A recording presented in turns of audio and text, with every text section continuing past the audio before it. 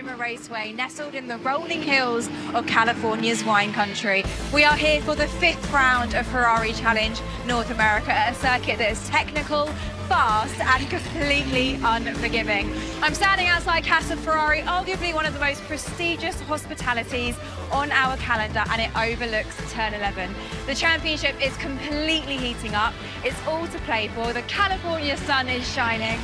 Let's get this weekend underway.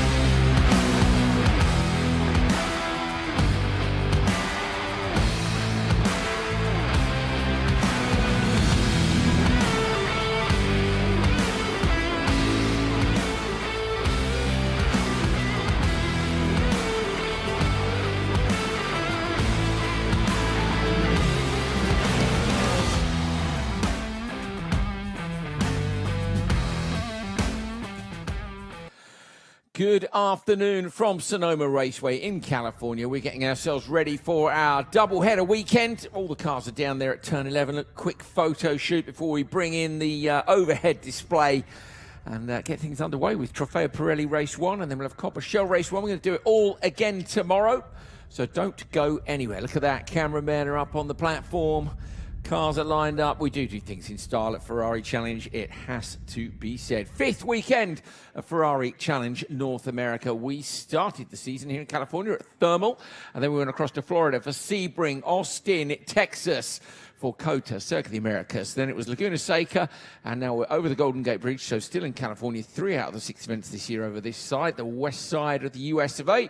And then we head up to Wisconsin for Road America Round 6, and then over the Atlantic to Finale Mondiale at the Circuit of Barcelona, Catalunya, which, as the name suggests, is close to Barcelona.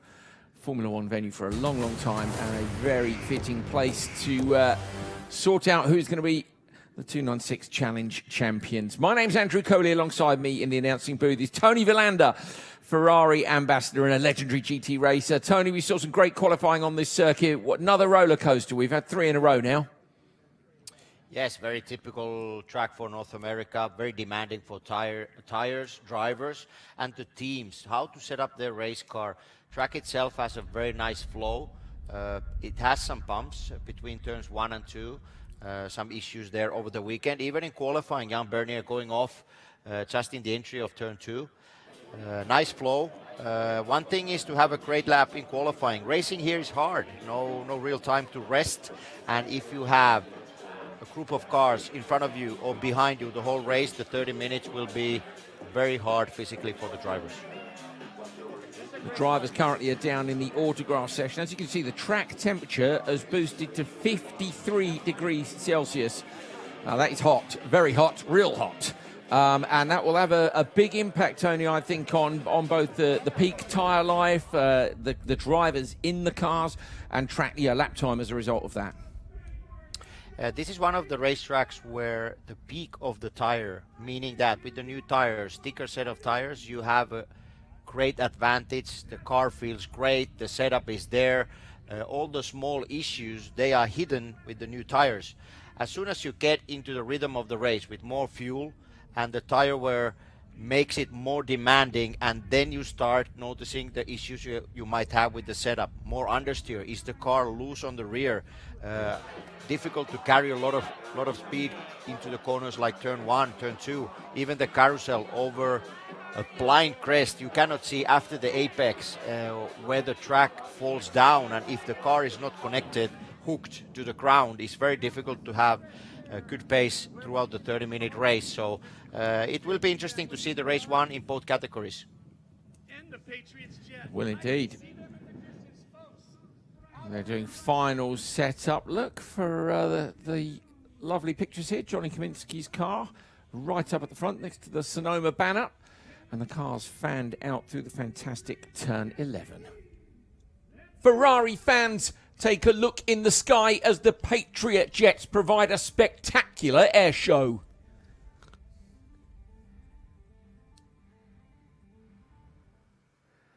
Alrighty, look, here we go. Jets coming in hot.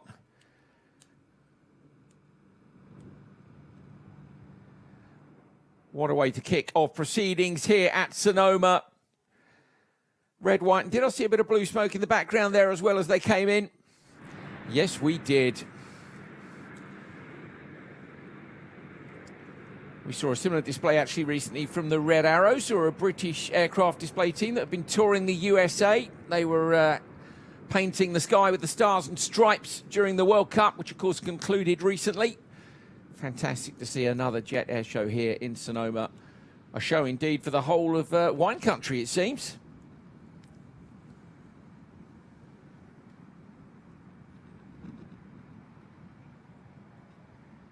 Flying in formation, not easy. It's hard enough to do that with a car, and when you're doing it in a plane, it's a three-dimensional thing and at quite considerably more pace. Well, enjoy this, guys, from Sonoma Raceway. The Jets are up above this iconic racetrack, giving us a bit of a show before we kick things off shortly with Trofeo Pirelli Race 1.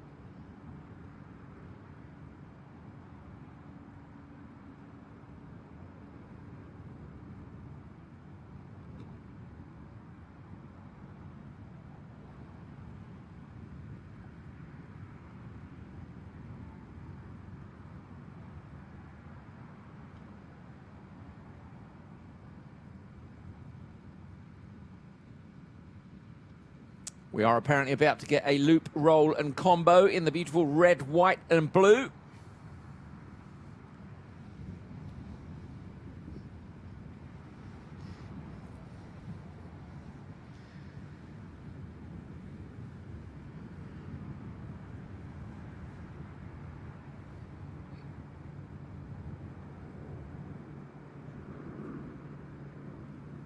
Okay, that gives you a better idea on pictures now if you're watching this at home, just how spectacular this is. And they'll be pulling some G's there. They'll be putting the F1 drivers to shame with this move. I mean, racing drivers are a pretty cool job, but I'm afraid fighter pilot, I think, might just trump it.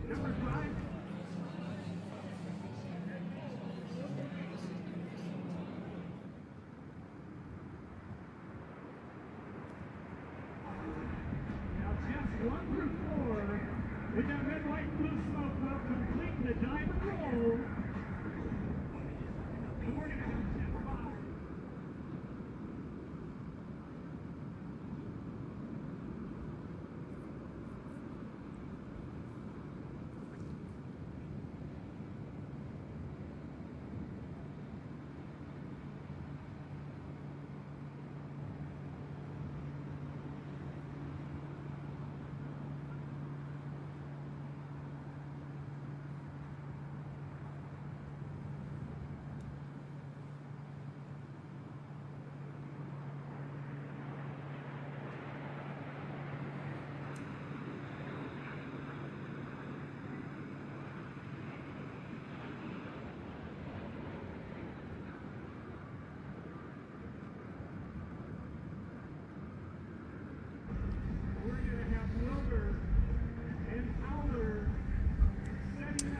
Well, I'm quite a reasonable expert, I think it's fair to say, on motor race, but not so much on the Jets. So we're going to give you guys at home some of the Jet announcers' feed, so you'll have a much better idea of what... Oh, no, okay, that's Top Gun. That I know.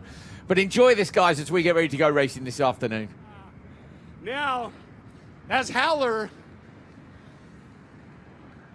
rolls back upright, they're going to pull into the vertical and perform what we call the half Cuban. The half Cuban at the top of what looks like would be a loop. They'll roll back over upright, flying back down towards show center. But ladies and gentlemen, out to the right, I've got that red jet, the blue jet. They're on a collision course for a hit at show center. That's Stash and Boards. Here we go. Now watch the Blue Jet out towards turn 7. This is the first of 3 tail slides. Now Boards flies that airplane to over 4,000 feet. It will stop flying and he will fly backwards at over 150 miles an hour. The risk here is his angle to make sure he doesn't flame that L-39 out. And now he needs to regain lift. That airplane is not flying yet. As he regains airspeed right here, he's now got lift. And now Stash, the red jet, he's gonna fly 1.5 Ferrari Barnstormer loops. Boards will be in trail following him. God, what a great day to be outside.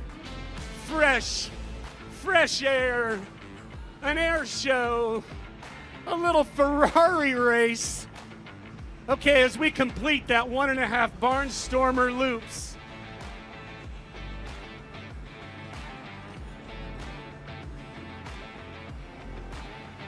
if you look back behind the grandstands over the mountain, inbound here just momentarily, we are gonna have 4 jets. There they are, I see them now. Watch those beautiful Whalen tip tank lights as he turns smoke on. We're gonna perform what we call the 4-card crossover break. This is intake's call. He will call break. Ready, now. Now watch as all 4 jets fly to all 4 corners of that sterile aerobatic box. Yeah, and a sneak pass there. Yes, from Boards. Thank you, Boards. And another one from Stash. Now we've got 2 jets on the left. We've got 2 on the right. They're pulling back towards show center. Let's see what the timing's like. They would like to meet up right here at show center. The closest jets. This will be a nice hit right here. Oh yeah. Oh yes. Now Boards is diving down over turn 7. He's flying across the show line towards turn 11. He's gonna pull hard into the vertical here, pulling about 5 Gs for tail slide number 2. Let's see it, Boards.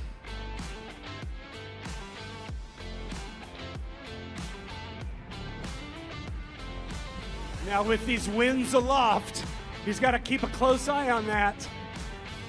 He's in the fall. Oh, that jet is stalled. Nose is pointed down. He's regaining airspeed and regaining lift. Hello, Stash number 2. Watch Boards. He'll fly again down the show line, setting up out in the distance over turn 7 for tail slide number 3. In the distance in trail, we've got Wilbur, our former Thunderbird. He's going to see if he's got enough energy to catch him at the top of this. And today, this is Enzo's Tower of Power. We know he would love that if he was able to see it. Now, Boards, that was a really clean tail slide.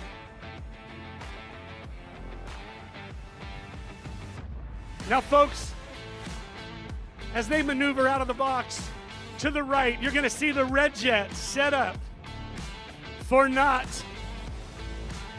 1, 2, but 3 beautiful aileron rolls. Back behind him now, we've got Howler, our founder, in what we call the knife edge.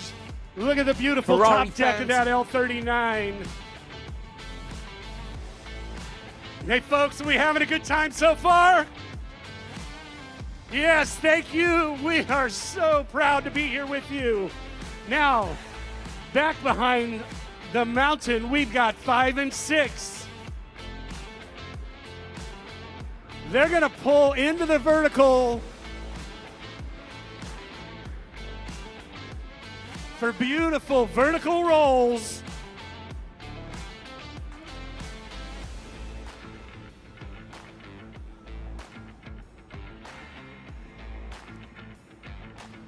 Very nice. Out in the distance, to the left, over the turn 7 area, we've got Howler and Wilbur. This is what we call the tribute roll. Today, this roll goes out to all the Ferrari owners and enthusiasts here at the track. Your Ferrari roll.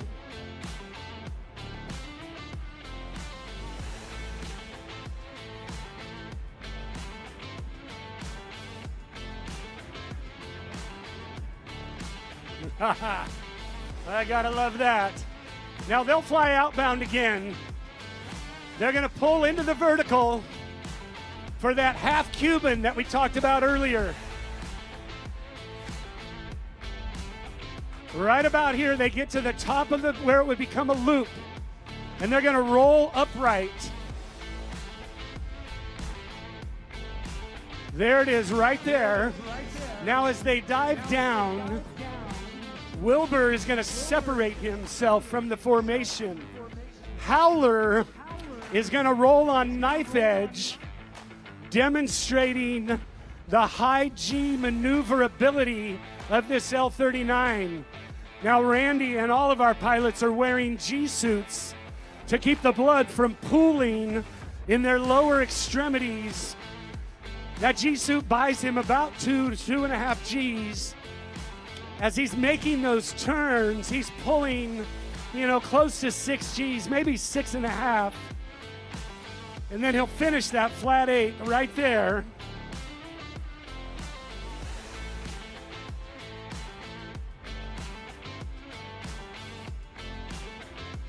Yeah, this is great. A lot of times here in Sonoma, we have challenges with weather, but this is just amazing for you fans, for the air show pilots. Now, folks, right here over the top,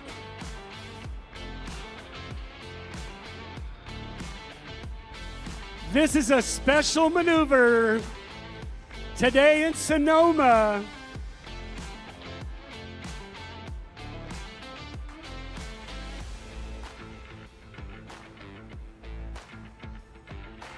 Folks, this beautiful heart goes out to all of you Ferrari owners, the organizers of your event, the men and women all here together, and the kids especially, and we're going to put an arrow through that heart, just showing you the love here today in Sonoma. Now, ladies and gentlemen, I got a jet on the left. I've got a jet on the right. We just got him on the radio, asked him to roll it inverted right after the hit. Let's see it. Oh, yes, sir. What a great one. The timing was absolutely perfect. Now, ladies and gentlemen, whenever you get a group of pilots together, there's always a competition. They want to see who can fly the lowest and who can fly the fastest. We had to ask him to keep it up a little bit so he wouldn't disappear. The red jet, that stash with the low pass.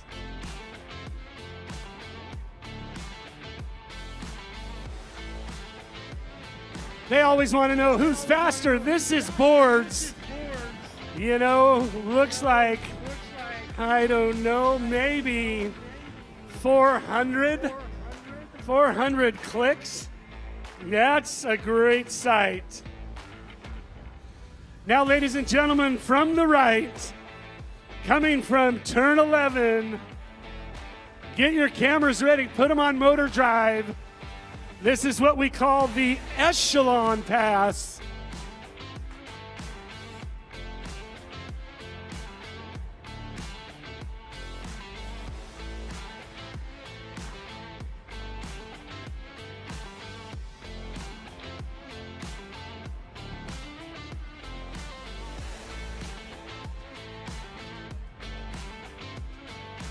Now Wilbur, he's going to call a rejoin, meaning he's going to rejoin pilots 1 through 4 back into what we call the diamond. While he sets up, back from show center, again over the mountain, we're going to have 5 and 6 set up for what we call the in-trail clover loop. And let's see how it might look to you right above. Now the inputs on the controls, while they fly this maneuver, it might look very simple to you, but for them, with those winds aloft, the inputs on the rudder pedals and the work that they do is absolutely phenomenal. But you know, when you've got former Blue Angels, former Thunderbirds, the best pilots in the world, that's kind of how they roll. We're really proud of the team. We also were involved in the air-to-air cinematography of Top Gun 2, teaching Tom, all the actors, how to fly in tight formation, how to handle high Gs.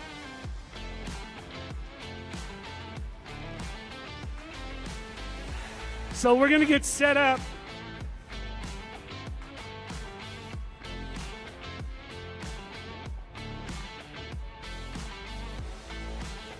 We call this the diamond roll.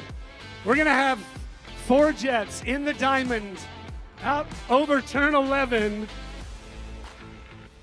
And they're gonna set up for a diamond roll. And we call it the stinger roll because Zippy, number 6, we're gonna see if Zippy's got enough energy to catch them in the middle of that roll. The building is blocking some of you a little bit, so you might see it as it's unfolding as they head this direction. There it is. Now Zippy had enough energy to already catch them, and he's the stinger on that roll.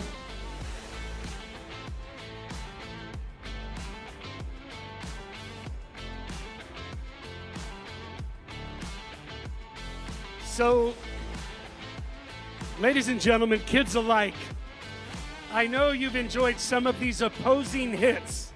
It's kind of like a game of chicken. We've got 5 jets out on the left, and we've got number 5 is missing out in the distance over turn 11. He's out near San Francisco somewhere. But you know what? He's gaining altitude out on the right. We won't see him. He's gonna climb so he can gain some airspeed, and we're gonna do what we call the 5-on-5 hit. Yeah, this hit is amazing. Keep your eyes out on the left. I've got 5 jets. On the right, we've got intake setting up. This is a good one.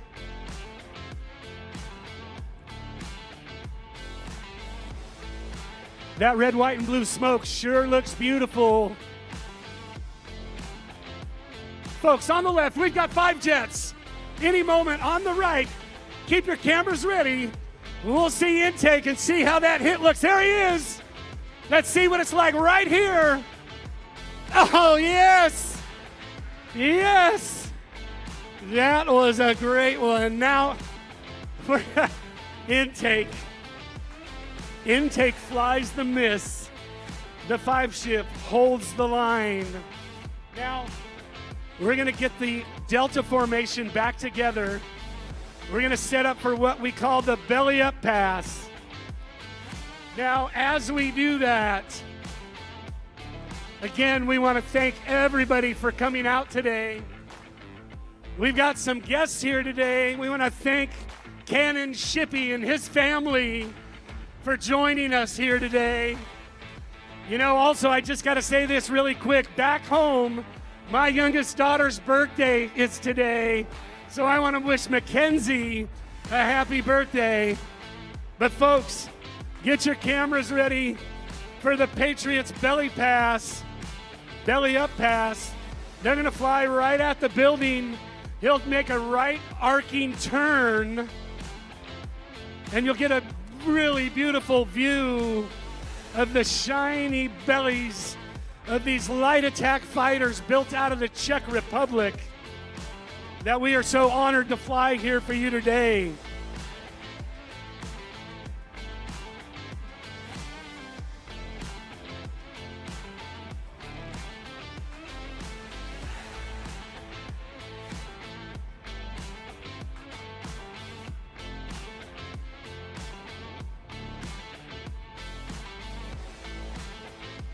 I see him now out in the distance. You'll get him here in a moment. They're making the right turn.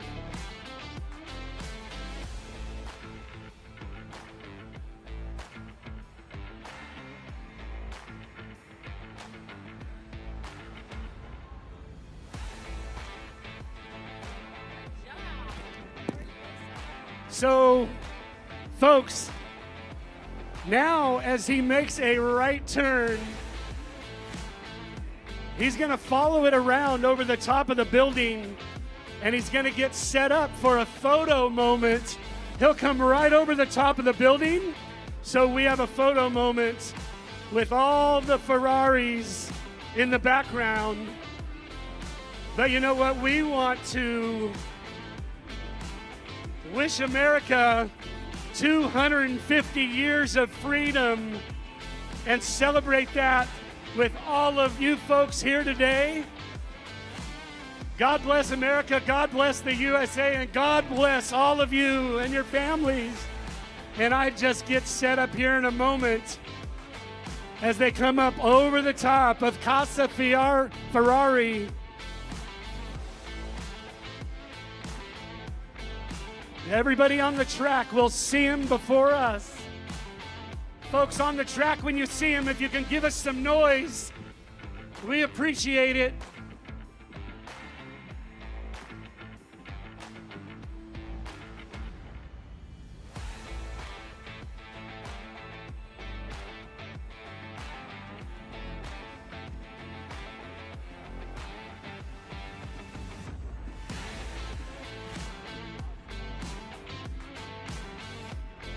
I hear the noise. There they are.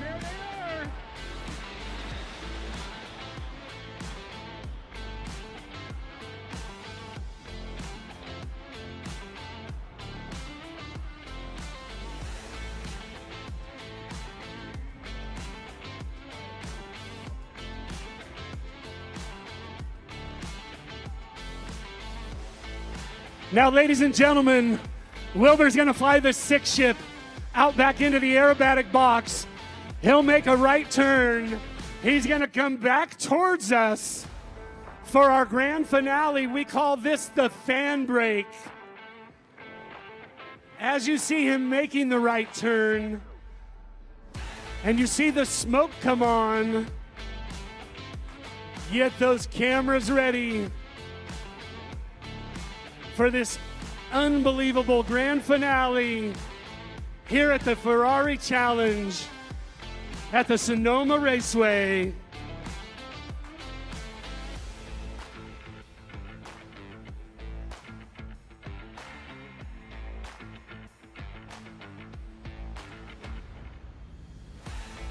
Fantastic stuff from the Patriots jets as we are in the final stages getting ready to go racing here at Sonoma. Absolutely brilliant display of precision flying.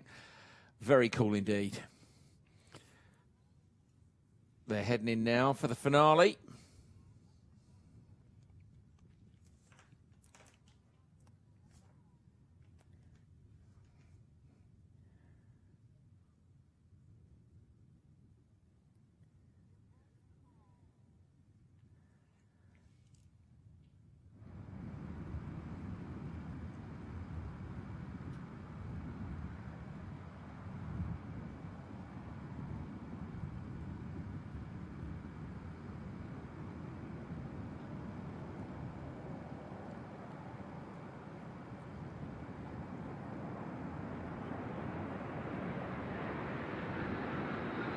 Very, very cool stuff from the Patriots jets.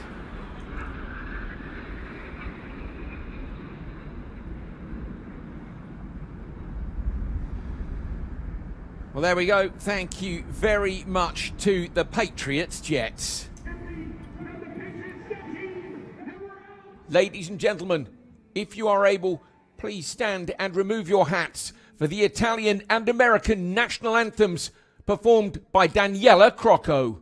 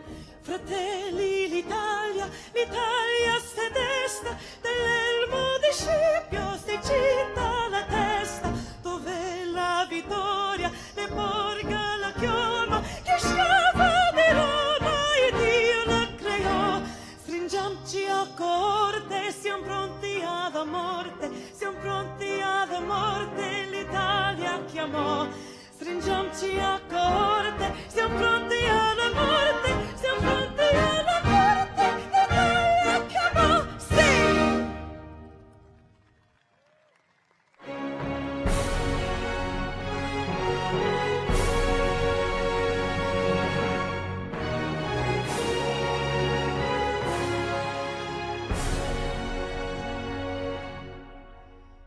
Oh, say, can you see by the dawn's early light what so proudly we hailed at the twilight's last gleaming, whose broad stripes and bright stars through the perilous fight o'er the ramparts we watched were so gallantly streaming, and the rocket's red glare, the bombs bursting in air, gave proof through the night that our flag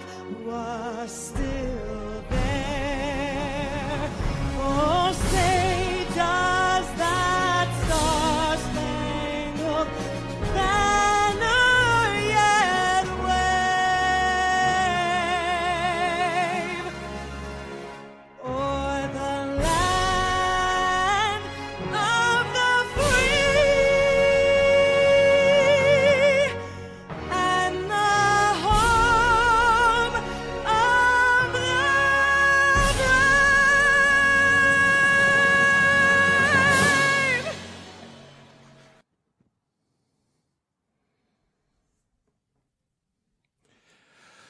Absolutely fantastic stuff. That is how we kick off a race weekend at Ferrari Challenge North America. Stars and stripes, national anthems, Italian flags, jets flying over a fantastic racetrack, and we are about to go racing. So we're going to get those cars back to the paddock and we're going to get ourselves underway. If you haven't kept up with what's been going on in the season so far, you can take a look back now at the highlights from round 4, the previous event just a few short weeks ago over the Golden Gate Bridge at Laguna Seca.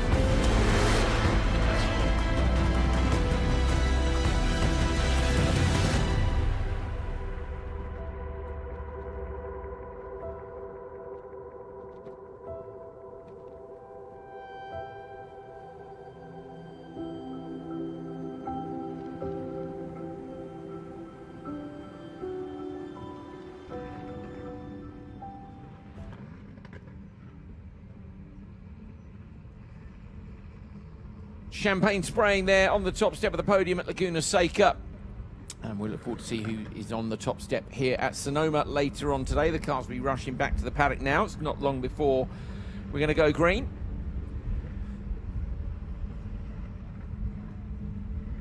Track cleanup all done. You can see the vehicles coming back underneath. Johnny Kaminsky coming around there. Johnny Kaminsky's going to be first back to the paddock. You could see that. The car was just sneaking in underneath the bottom of the shot there. Pole position, of course, in the Trofeo Pirelli race. Mechanics hanging out the side of the cars. Very cool, but they've all got one thing on their mind, and that is to get racing. They want to go racing for our Ferrari Challenge, and they're going to roll back and get prepped as quickly as they can. Tony, fantastic show as always, but you know, the drivers and the teams have only got their eye on one thing really, and that's the race schedule. So I know that they will be they'll be keen to get these cars back and get prepped. Yeah, very impressive pre-show, but like you mentioned, after the practice the focus is on qualifying, and straight after qualifying you start thinking about the race start, how to approach the 30-minute race. Exciting times ahead. Always the day one of racing, so Saturday the race one for Trofeo Pirelli and Coppa Shell has provided some great racing, but also a little step to unknown. The first race start is always exciting. How to approach turn 1 and turn 2. Basically only one racing line where the grip level is high enough, and everything outside that is filled with dust. And we see some cars off already in the first part of the racetrack during the practice week. So it will be very intense racing. Doing a single lap here in qualifying is one thing, but performing the race the whole distance is very demanding. There's not a lot of time to relax and not a lot of time to rest. So it will be an intense afternoon of racing. It will indeed. There is Johnny Kaminsky getting himself ready. Behind him is Jan Bernier. Just a moment ago, you saw Mitchell Green, his car heading back to the paddock. Nina Jade Paul went out and had a catch-up with those two drivers just before the race weekend to find out how their season's going.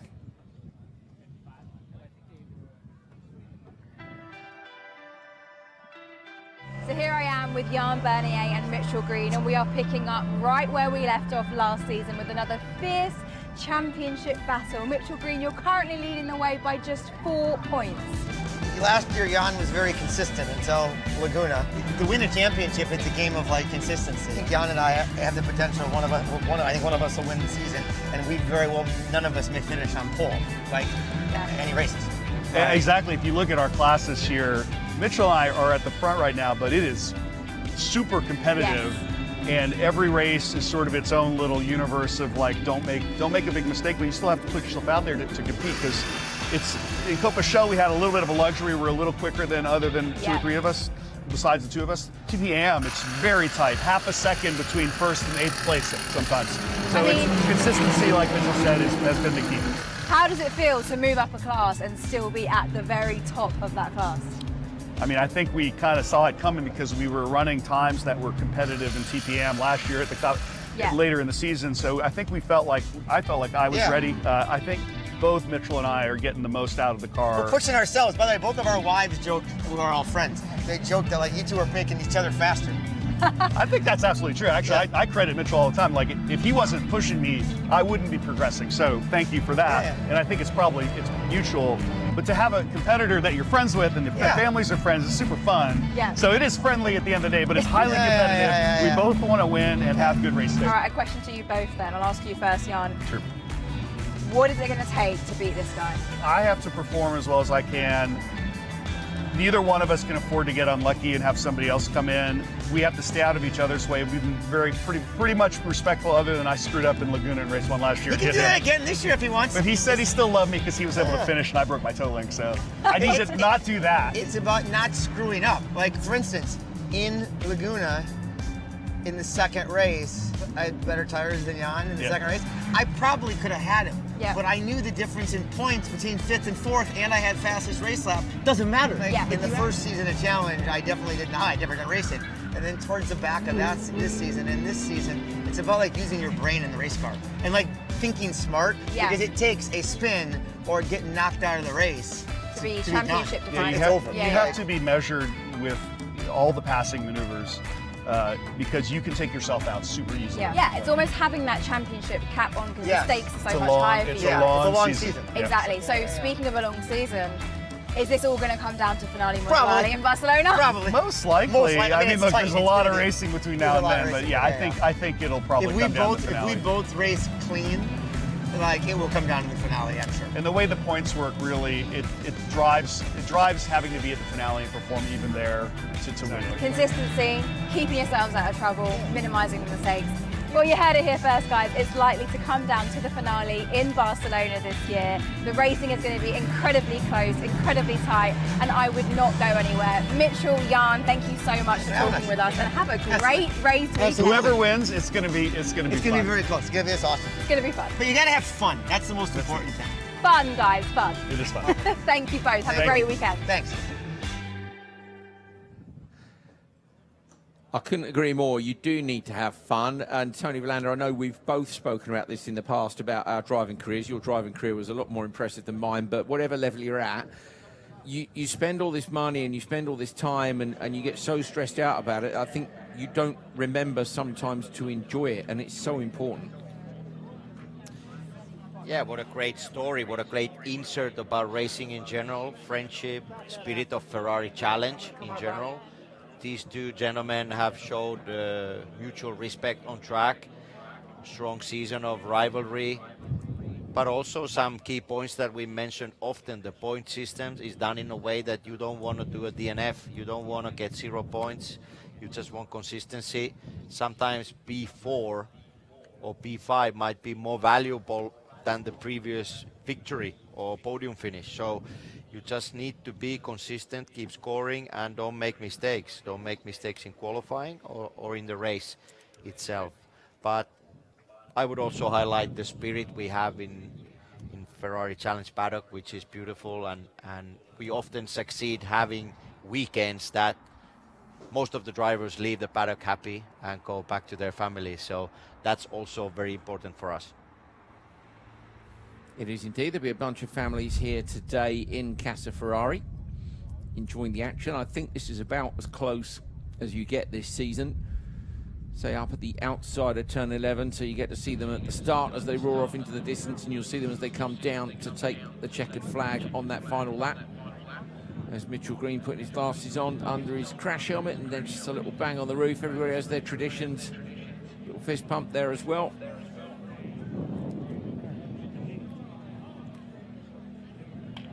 Cool suits at the ready, the little silver foil blankets for the screens. It is hot, as we said.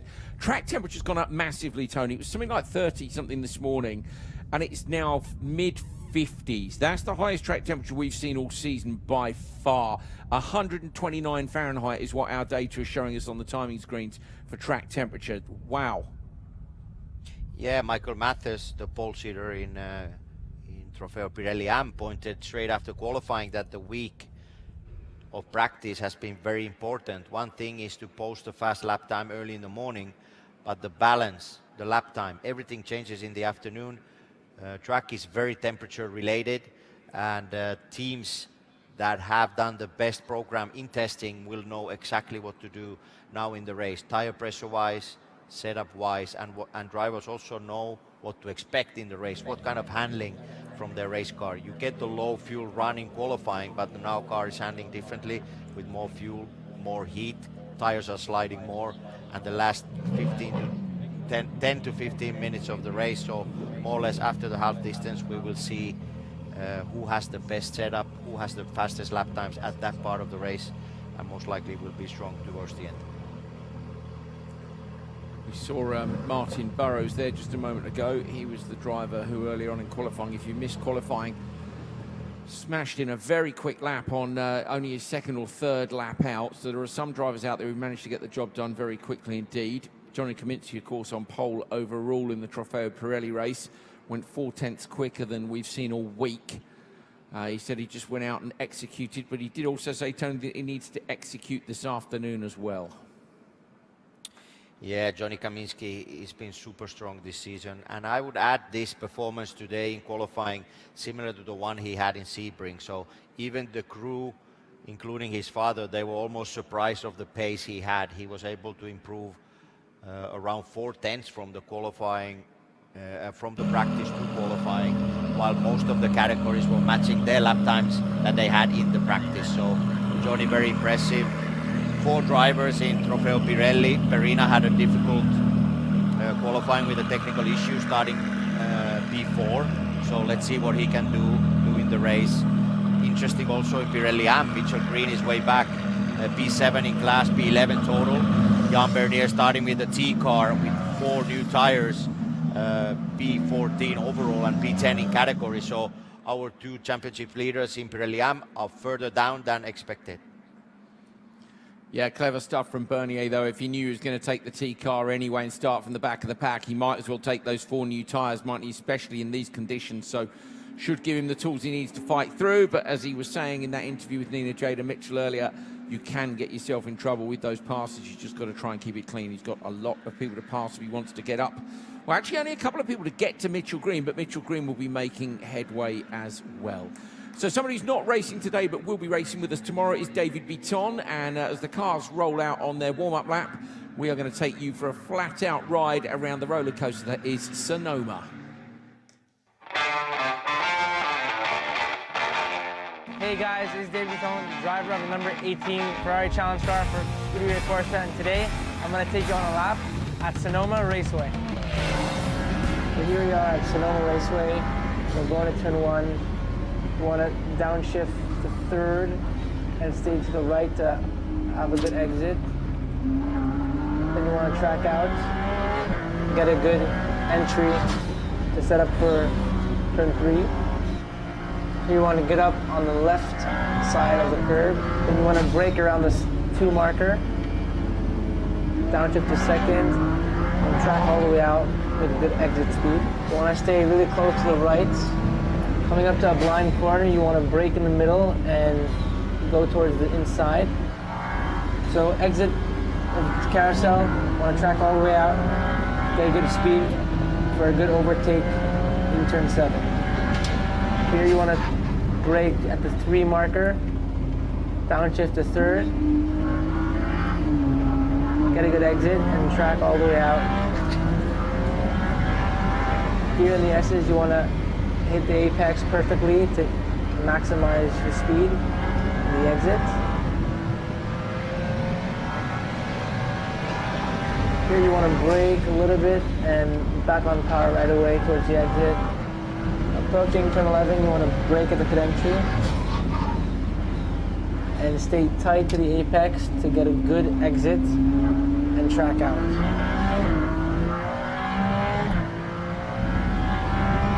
And that's a lap at Sonoma Raceway.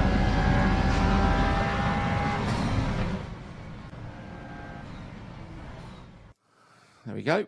Drivers continuing. The checkered flag is out. Don't worry, you haven't missed the race. It's just as they get themselves warmed up. They'll be coming back in to pit lane shortly. And those all-important reconnaissance laps just to check track conditions. They won't have changed hugely in terms of dirt that's on the track. But temperature is sky high, as we said, compared to earlier on. It really is. 54, I think it was. 129 Fahrenheit. So as a general rule, we're about halfway through race distance, and the Pirellis, their best is used. That's what we expect. The Pirelli product is absolutely fantastic. Partner of the series, designed a tyre specifically for it. But of course, this is a race car doing race car things. You're driving it as fast as you possibly can. And that means that the 4 things which are in contact with the road do get worn out. That's the tyres. So the drivers will have used the very best of the grip levels this morning in qualifying. Those who are really good or really on it will have got their qualifying laps done early, and that will allow them to have more rubber left for the race. If you've not done a lap early in qualifying with these track temperatures, Tony, I think you're going to be regretting it, because I reckon every extra lap of good grip is going to be key in this. Yeah, I mean, this is a very demanding track for tires. The track was resurfaced 2 years ago, so this has improved a bit, but still it has the same character, and you need to know what to expect now in the race. Many drivers were able to do their quali in very short amount of laps. Johnny Kaminsky, we saw there already on the grid.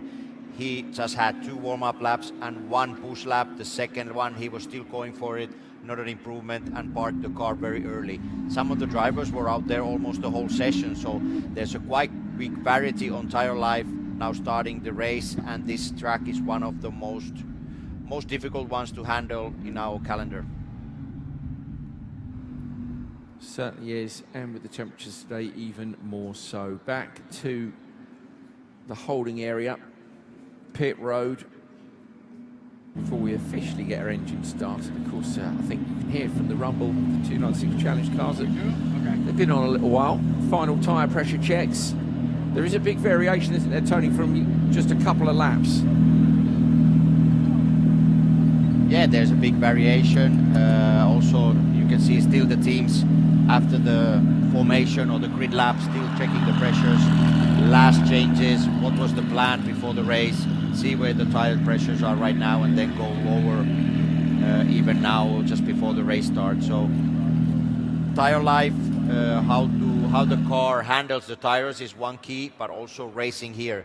We mentioned already that there's basically one racing line most of the racetrack, nice flow with the track, but when you go side by side, if there's not an agreement, if there's not respect between the drivers, very easy to get a contact. I was even thinking Jan Bernier's strategy.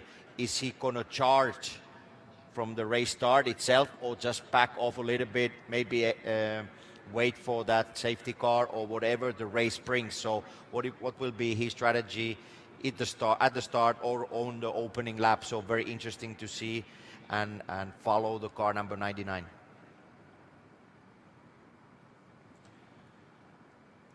Pace car in the middle, ready to go. So our cameraman who was running through the middle of his shot there he is now, just getting last preparations underway. The little cat, and on the left-hand side you can see there is if they need to add any pressure to it. That would be extraordinarily unlikely.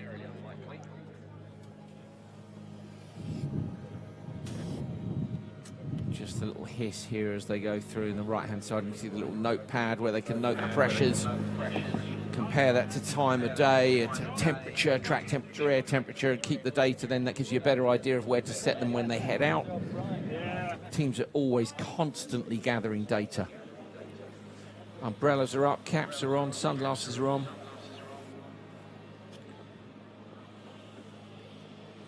And this is one of the most nervous times for me when I was driving, is just sitting there waiting to go. You just want to get cracking. As soon as that green light comes on, all the adrenaline, you can focus it into a performance, but until that point, teeth chattering. It depends how nervous you are, but I'm sure these guys are ready to go. Right, we are just about ready to get the Trofeo Pirelli race underway. Let's get down to pit road. Drivers, start your Ferrari engines. Beautifully done by Daniela, who's FIA brand ambassador.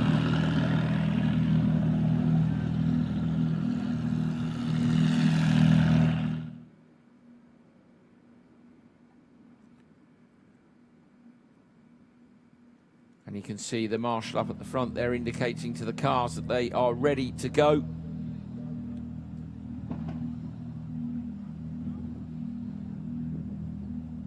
Feels like it's been a long one, this one, waiting to get the racing started.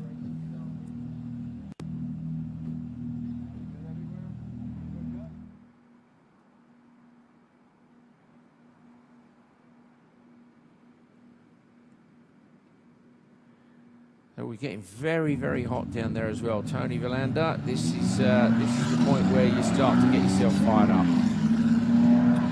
Yeah, the moment when you are sitting here on the grid is difficult. You don't get any fresh air inside the car, and already a completely hot race car after the grid formation lap.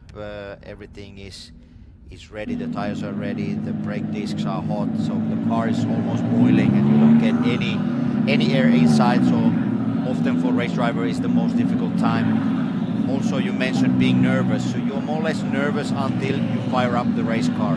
And as soon as you start rolling out to the track, the concentration is at the start. Who is next to me? Which car I need to follow? On which side I will be at the start? and then follow that green flag, and that sends you to the race and into turn 1. So it will be a busy opening lap here. A lot to lose, a lot to gain, but it will be a difficult task for the drivers. We saw already issues in qualifying, we saw issues in practice, so this one will be maybe even a deciding race for some of the championships. So let's see how the first race of the weekends, what it shows us. Okay, here we go then with Trofeo Pirelli Race 1 from Sonoma. On the front row, Johnny Kaminsky on the pole by about 8 tenths from George Grinzovic to third, and then Brad Favre and Roberto Perina. We get on to Trofeo Pirelli and Michael Mathes and Gregory Hopkins. Row 2, Martin Burrows and Michael Porter. Row 3 for the AM category, Matthew Diel and Kevin Gutierrez. Then we have Mitchell Green a little way further down than he would like to be, and Sun Ho Lee. And on the back row, Hayden Gibson, and in theory, Jan Bernier starting from pit lane, though he is out on track at the moment at the back of the pack. So let's see.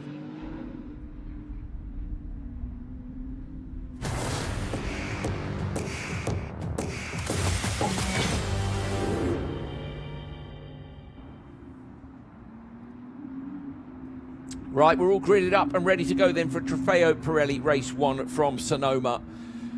Only 4 cars in the Pirelli category here, but Pirelli AM behind them will be much more of a hotbed. I think these guys will keep this sensible. They want to be as close as they possibly can. And as we've already discussed, there are not tons of places to overtake here.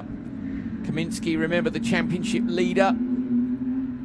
Won't want to do anything silly to risk that, but likewise we'll know that if he gets stuck here at the start, it's going to make life very difficult. I think with the pace he had, and if he's feeling switched on, this should be fine. So Kaminsky and George Grinzovic, the third on the front row. Green flag. And Kaminsky opens it up at the front here. He's on the left-hand side easily. Grinzovic is going to slot in behind him. Perina looking to go the long way round here. Roberto Perina trying to get around the outside of Brad Favre, but he can't. Favre shuts the door. And they are indeed in qualifying order for Trofeo Pirelli. We drop back now to Trofeo Pirelli and Mathes and Hopkins on the front row. Mathes in the blue and silver. And it's early on the pole there for Michael Mathes. Gregory Hopkins will shut the door behind. Martin Burrows having to slot in the black-coloured car on the outside is Porter. Porter across the dirt. On the inside, he runs out wide. Good awareness by them. Mitchell Green slotting up, taking advantage of that.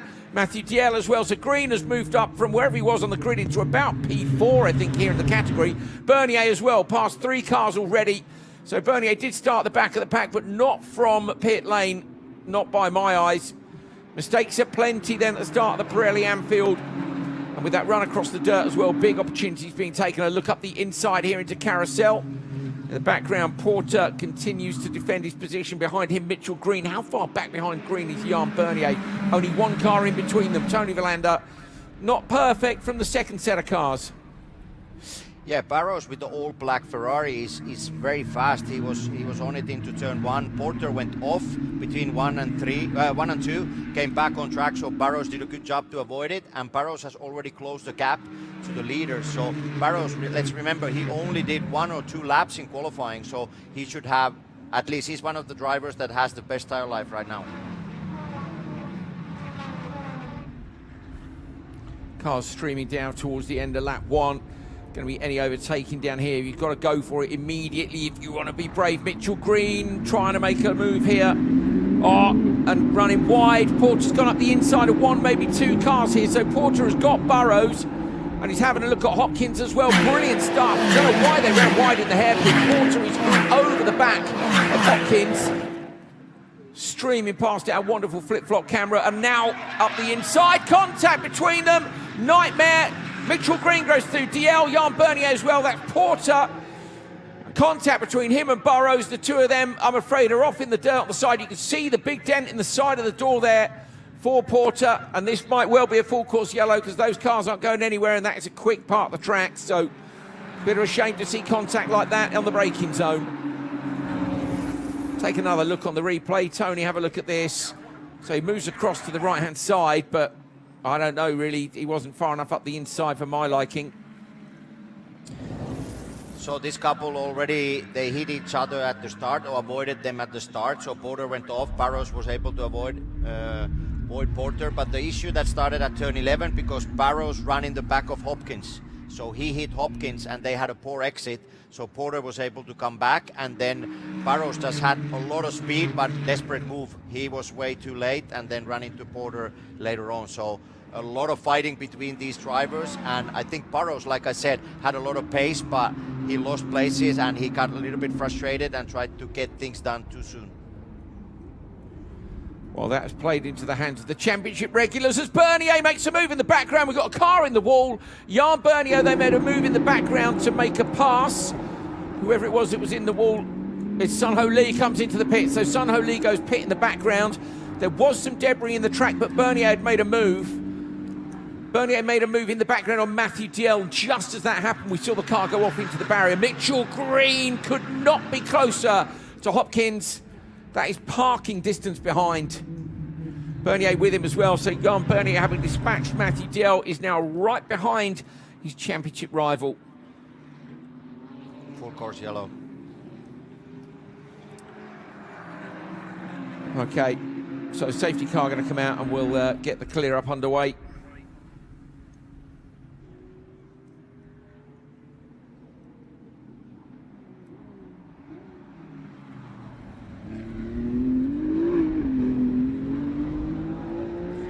Johnny Kaminsky won't have seen the full course yellow flags yet. He'll get it here at the start finish. Look at the gap he had. What was it? 3.4 seconds up the road from Brad Falvera. 25 minutes left to run, so this is good in terms of tyre wear for the top guys because obviously they'll have a chance just to back off a little bit. And there is the remainder of the Pirelli category. Kaminsky was in front of those trucks. I'm sure he won't be doing the extra lap in front of the safety car. There he is. No, he's been picked up with the safety car. So they're heading out to pick up the cars, which are, where was the contact? I think it was on the run into turn 2, wasn't it, Tony Villander? Yeah, the contact was very early, so it was between, around turn 2 or turn 3. Was a little bit awkward to see also Johnny Kaminsky still on full speed for several corners, even when we saw the full course yellow, like the team had not told him that there's a full course yellow, and he was still on a pure pace. And just after him, the safety trucks joined the track. But now we are in the right, he's in the right position. He's just behind the safety car, so everything is ordered. But yeah, he kept on going with the full speed just for a few laps extra. Few corners extra. Yeah, he's aware now, look, and they're in the queue. Now on the back of them, just looking down to see, coming out from the pits is Sun Ho Lee. So Sun Ho Lee has been separated from the rest of the field. There is Porter's stricken 296 challenge car.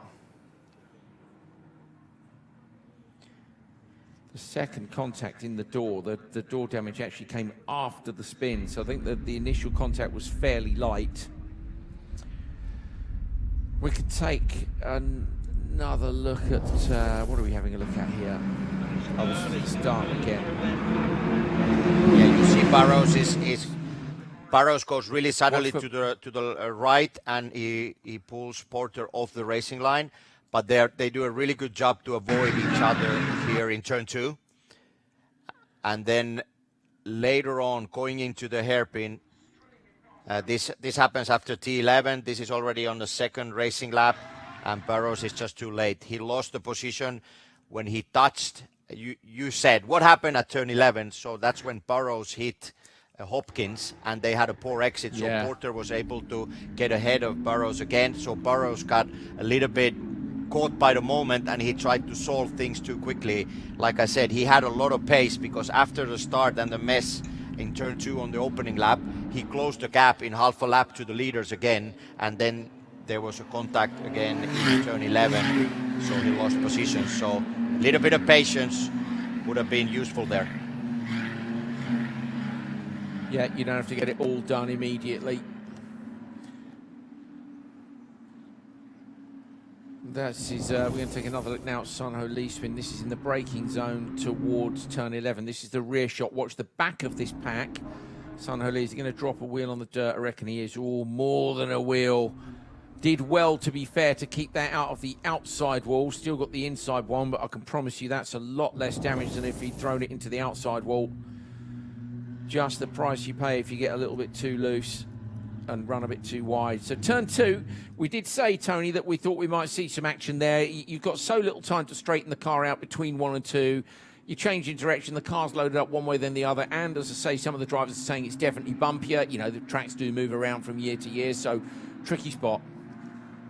And you don't have the time to watch your mirrors. You are fully committed to turn 1, asking a lot from the race car, carrying a lot of speed into the high-speed left-hander, going up the hill, and straight away you turn into the tighter right-hander. If there's a car inside, you don't have time to react. And again, there's one racing line where the grip is enough to do it on the edge. If there's another car or you go half a car offline, there's just not enough grip from the racetrack and no space for 2 cars to be side by side. So that's what we saw at the start, and we saw on lap 1, or let's say at the start of lap 2. I think if you're in this race, knowing how hot the temperatures are in terms of tyre wear, this isn't going to be an unwelcome break. I mean, you never really want your rhythm broken, but this is going to buy, what have we been, 2-3 laps already behind the safety car. Looking at how many vehicles there were up in turn 2, I suspect we'll be behind it for at least another lap, maybe more. This is at least buying a couple of laps for the boots in these high temperatures.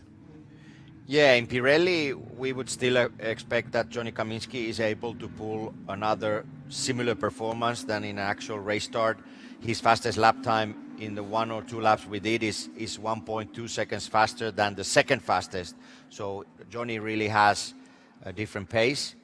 But then the interesting thing is in Pirelli Am, Green starting from further back, I think he was P7. He's already 3rd in category, and Bernier starting last, he's already behind Mitchell. So again, the championship game, if Bernier has more pace with the fresh tires, and like you said, sometimes even the T car for some reason feels really good, what he's gonna do with Mitchell, and what is Mitchell's approach? Is he trying to really win this race to do something for his championship campaign? So interesting to see the approach for the next, let's say, 15 minutes of racing. When we get underway with green flag, what's going to happen, and how is the approach and the aggression level? How much they are willing to risk? Kevin Gutierrez with the fastest lap at the minute in Pirelli Am. Fastest lap to Kaminski in Pirelli, which Tony just mentioned is an impressive 1.2 seconds up the road. There's a point up for grabs in the championship for each of those fastest laps. We say Gutierrez is quick, although didn't get it done this morning in qualifying. So points for pole, points for fastest lap, and then obviously championship points as well. There's Bernier keeping the tyres warm. I don't think you need to do much of that. And the little T on the side of the car as well, which denotes, as Tony said, test car. So spare car as a general rule. We've seen people borrow those off other drivers in the past, and indeed this year as well, actually. Thinking about it, back to one of our earlier rounds, but obviously Bernier's car in the same colour scheme. Not a borrowed one, that's a spare chassis. Matthew DL, very cool livery, hats and all the rest of it to match. He's often got his family with him at Casa Ferrari as well. What a day to be at Casa Ferrari. If you're sitting in the sunshine at Casa Ferrari, you are having a very nice time, aren't you? Bit of motor racing in the sunshine with some very nice food. There is Kevin Gutierrez, with some work to do to get through the pack. Matthew DL next on the list if he can. Bernier did manage to get DL. I think it was on the brakes into turn 11, if I remember correctly, which was what took the one remaining car out from between him and Mitchell Green. And then this is the run back down. So there is actually a little bit of elevation on the return side of the track. If you look in the middle, absolutely dead flat is the drag strip. Tony, there it is, the Casa Ferrari. Let's see if the lights were. Let's say if the lights were off, I think we are going into green this lap. Yeah, we are indeed. So the two fields much closer together this time round. The one interesting thing here for me is Sun Ho Lee, that's sitting in P5 at the moment. I think he's a lap down. So watch out for that, because I think he's out of position. Mathes behind in the blue and silver should have more pace. Kaminski is gone already. So Kaminski is set the green flag off. Perina is in close behind Grinzevich. Grinzevich has lost out the foul for summer as well. That was unseen by us, I think. Grinzevich was P2 last time I saw. Watching the background here, there's Bernier having a look at Mitchell Green, but just really sticking himself in the mirrors and making Mitchell Green have a look over his shoulder early on in the race. Say Sun Ho Lee at the back of these 4 cars, but in front of the whole of the Trofeo Pirelli AM category. Here is Perina chasing Grinzevich. And a very sensible restart so far. Yeah, Perina tried to make some moves already at the actual race start. Same thing again after the safety car, but no real chance to overtake other drivers, and he's still stuck in P4 as he started the race. Mitchell Green pulls out from the slipstream of Hopkins, but again, these aren't. You can tell when it's a serious move. You'll see the attitude in the car. The nose will dive that little bit later as you see them go on the brake a bit harder and a bit more aggressively, trying to surprise the car in front. The Pirelli car's now starting to gap the rest of the field a little bit. Mathes coming through in the lead in the blue and silver. Here is Perina again, looking at Grinzevich, but he's too far back from there. And you can actually see the bumps in the braking zone there as well, Tony, on the run into 11, where the track's painted black at various points. Yeah, and the driver's really closing the corner very early into the last hairpin, T11. And like Johnny Kaminski did in qualifying, very tight line, close to the tires inside, and very tight line, get a good acceleration. Perina is very close now to Grinzevich, and very difficult to find the place to overtake. Now we see battle between P2, 3 and 4 in Pirelli AM. So Hopkins, Green, Bernier, and this 3-car group is really heating up now. Yeah, it is Bernier looking to throw away past his championship rival. They won't do anything silly, I'm sure of that. But likewise, they'll want to get past Hopkins if they can. And Hopkins has track position, of course, earned that this morning in qualifying.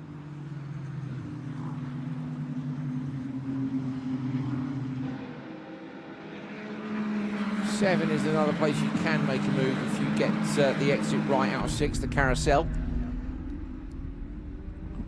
But Bernier too far back this time. Mitchell Green goes either defensive on Bernier or just aggressive on the car in front. Gutierrez still hasn't found a way past DL either. Gutierrez in the yellow, DL in the red, white and black just in front of him.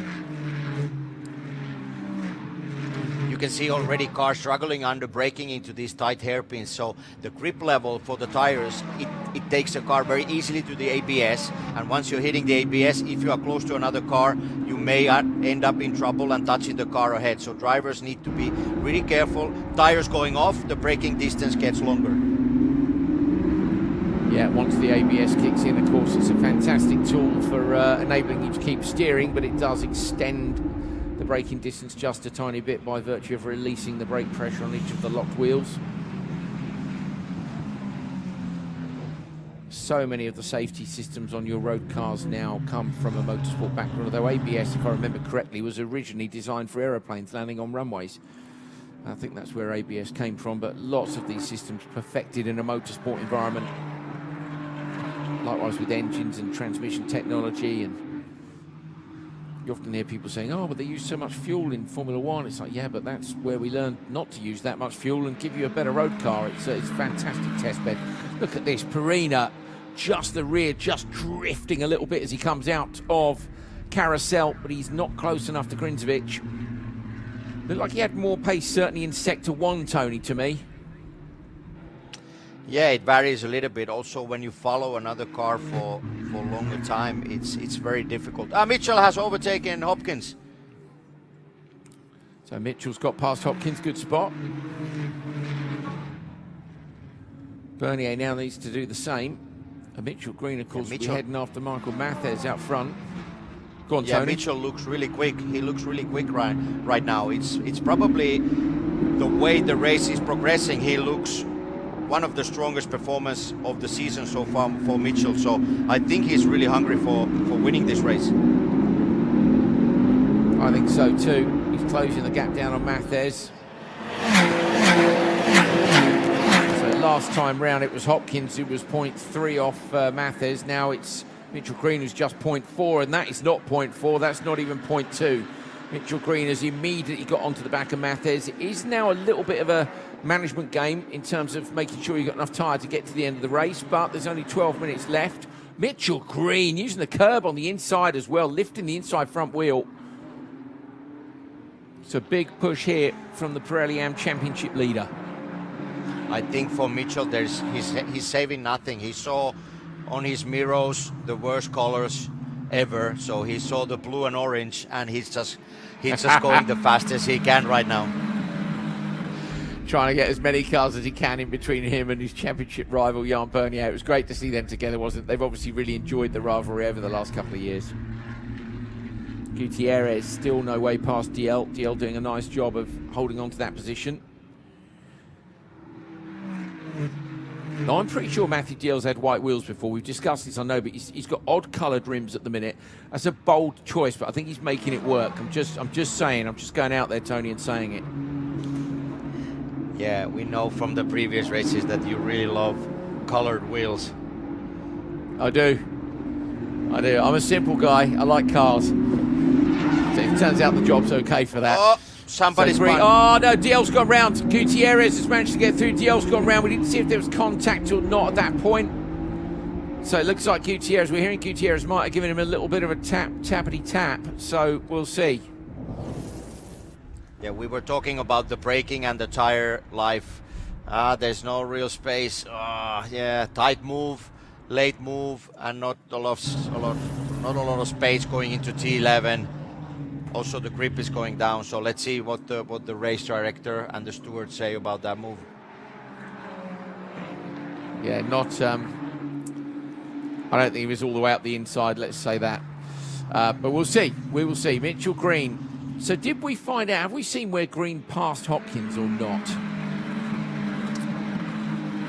So we're thinking 7, which is the area we're coming up to now, is what we're hearing from race control, that maybe it was 7 where the pass was made. Tony's not quite close enough at the moment. No, but if it was 7, it makes sense, because even on this lap through carousel, so T6, Mitchell has a very tight and good racing line. So again, on this lap, he was really strong in that part. So to be able to overtake into 7 means that you really nailed carousel and had a good run for that short straight line. So Mitchell is aggressive at this stage of the race and really trying to get the move done for the race lead.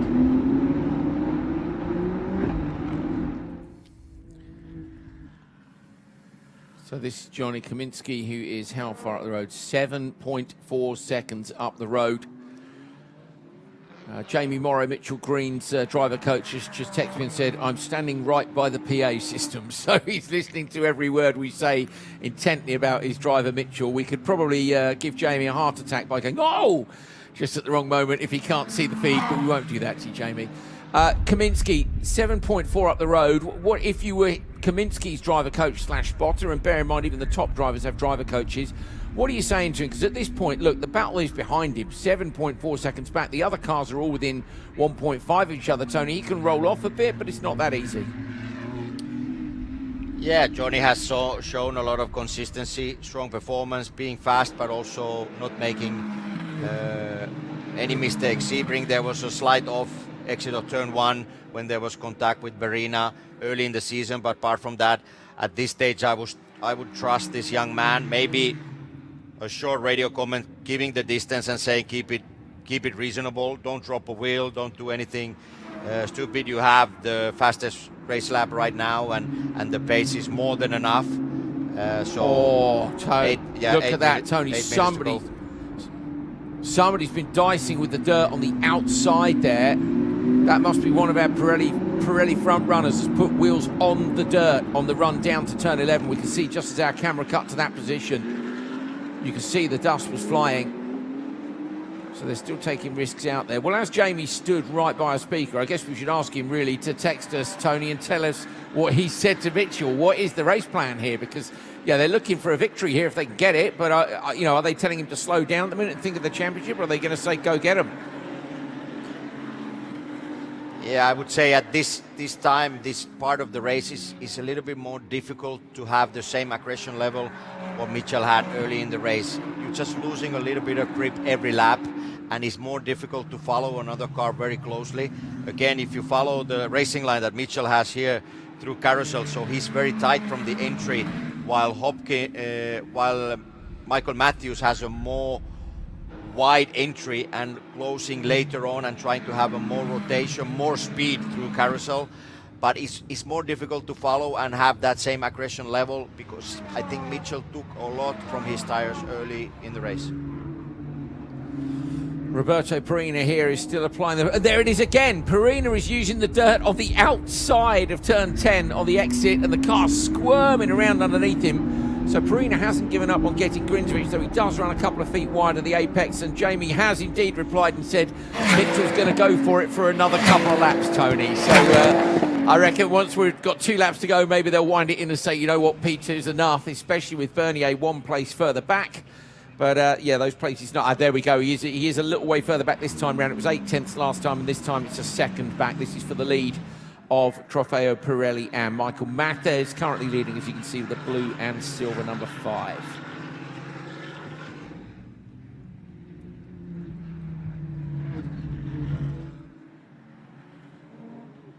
Mathes did take a win last time out at Laguna Seca, the first race. Pole and win there. Looking to repeat that feat here with pole and win at the first race at Sonoma. Really interesting seeing those varied lines into carousel, Tony. You'd think there was only one line there, really, with it being such a long corner, but they're both making it work. Yeah, you can actually have that wider entry like Michael Matthews is doing, or the title line throughout the corner like Mitchell Green is doing. The title line is a bit more safe in a way that you are always on the actual grip area of the track. If you have a very wide entry and you suddenly overshoot the entry, there's no way to recover. Then you are off the racing line and you probably drop a wheel. So both ways work. I prefer Mitchell's line, keeping it very tight through carousel, shortest distance, make the rotation and early on throttle. There you go, Tony Verlander, who's raced at this track himself.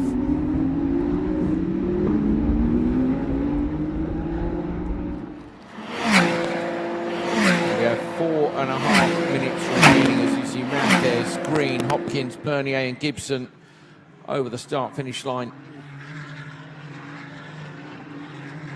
Actually, I think it might be Sun Ho Lee at the back of that pack of 4, so the leading 4 I think have got through.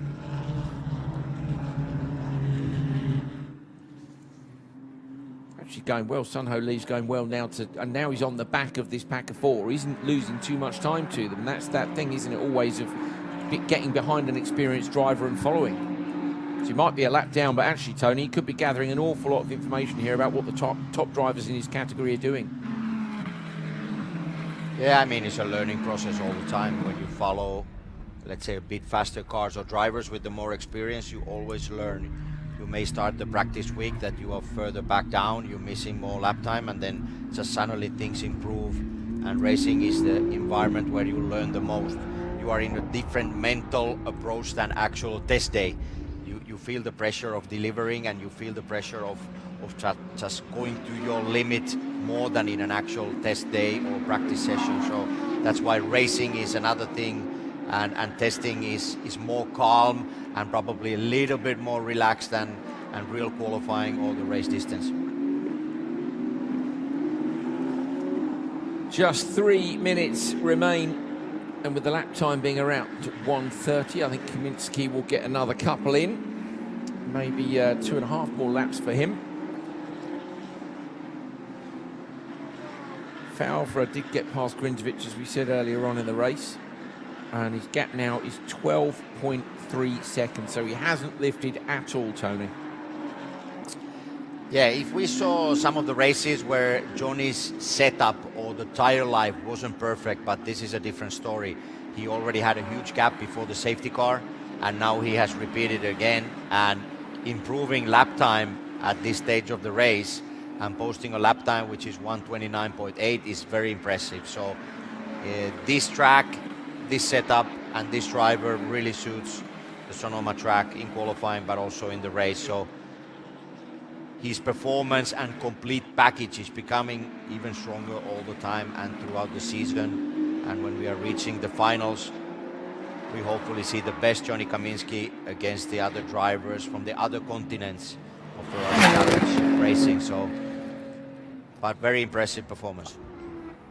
I mean, we're supposed to be neutral, but we're not, are we really? You know, as we're commentating Ferrari Challenge North America, we want to see drivers from Ferrari Challenge North America go to the Finale Mondiale and hand it to the rest of the world, don't we?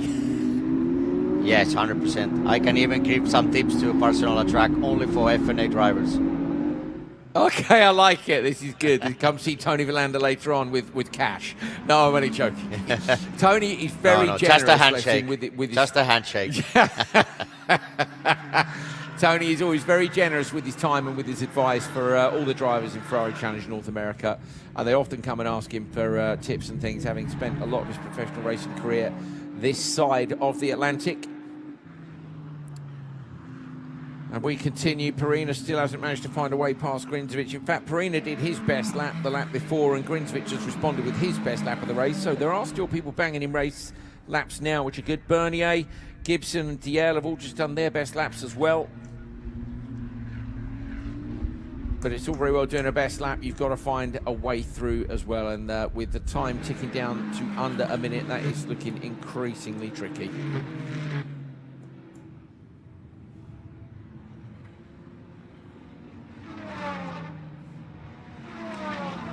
There is Perina and Grinzovic. And they will come round for one last lap, so we should see the white flag out for Kaminsky. He'll be through there already.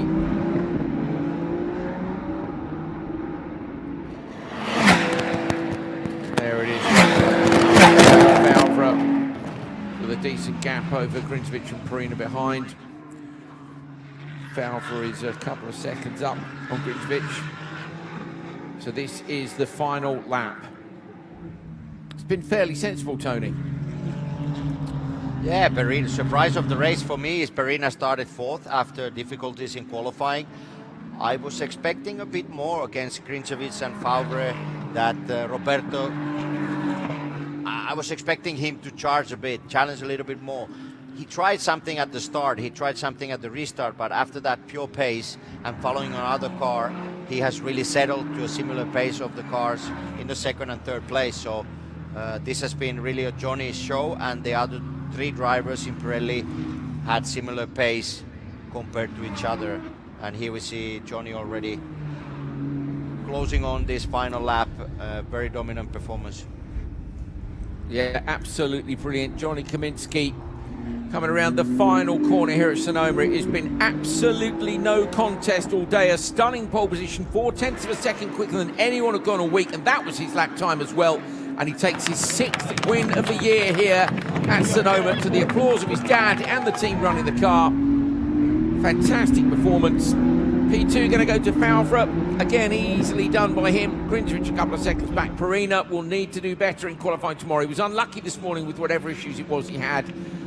That is your top four in Pirelli. Michael Mathes coming around here. Mathes, good job. Again, crew leaning out over the wall and applauding. He will take the checker flag in Pirelli Am. Mitchell Green gets P2. Having made that pass on Hopkins and Bernier, settled for P4, but a good result for both of them when they started considerably further down the grid. Mitchell Green started P7 and got himself up into P2. Jan Bernier started P10 and got himself up into P4. So the championship regulars doing what championship regulars do and bagging those all-important points. But it is a maximum points for Kaminsky. Pole, fastest lap, and the win here at Sonoma.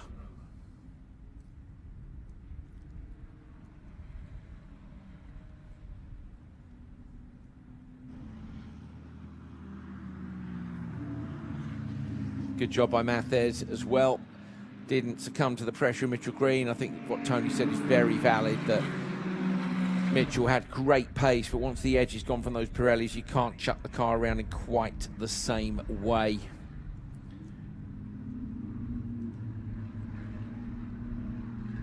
Mathes with a win last time out in Laguna Seca as well.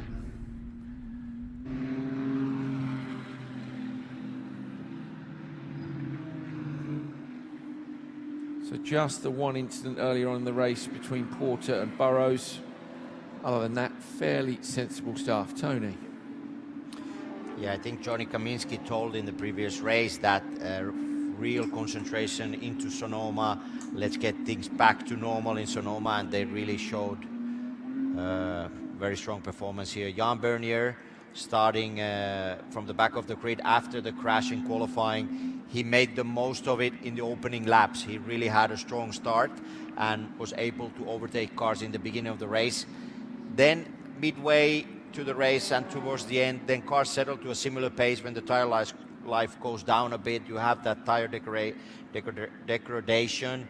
And same thing with Mitchell Green. He was even charging for the race win, but after that you just run out of grip and you go the similar performance. Following another car, you overheat the front tires a bit and you cannot match the pace you had earlier in the race. So good show from Johnny Kaminsky and good fight in Pirelli. Kaminsky pulls into Parc Ferme, snaking his way through a paddock packed with beautiful Ferrari machinery, both road going and race spec. Kaminsky climbs from the car. Good job, well done. 15.6 seconds up the road by the end of the race. Went away at the start, did the same again when the restart came, and he's going to climb onto the roof of the freaky fast machine.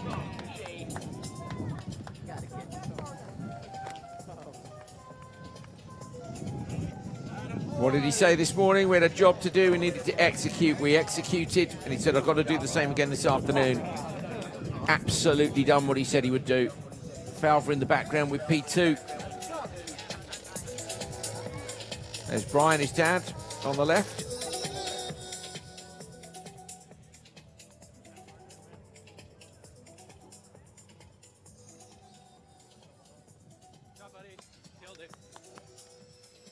There we go, very nice.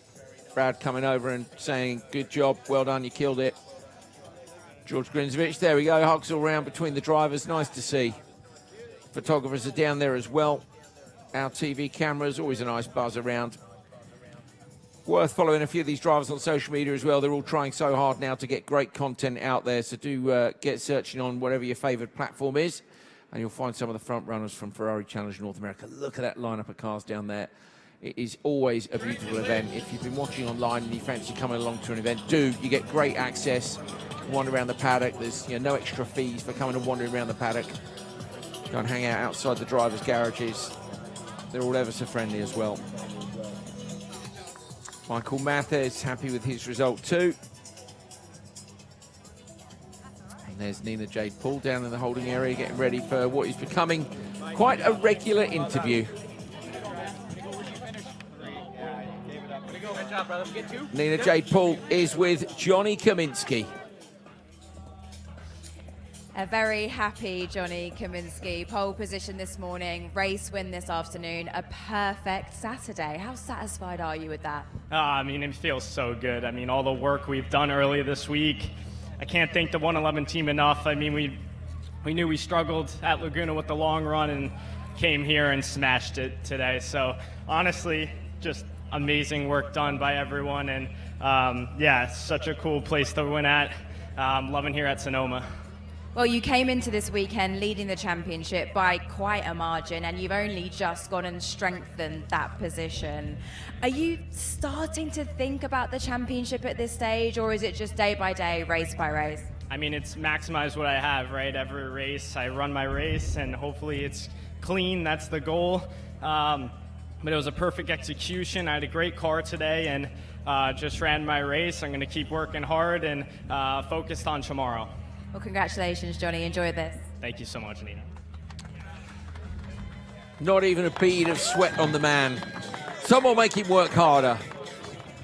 He's obviously been working hard in the gym, hasn't he, to come up with a performance like that and literally not be even breaking into a sweat. Great job by Johnny Kaminsky. I think that's his 6th win of the year.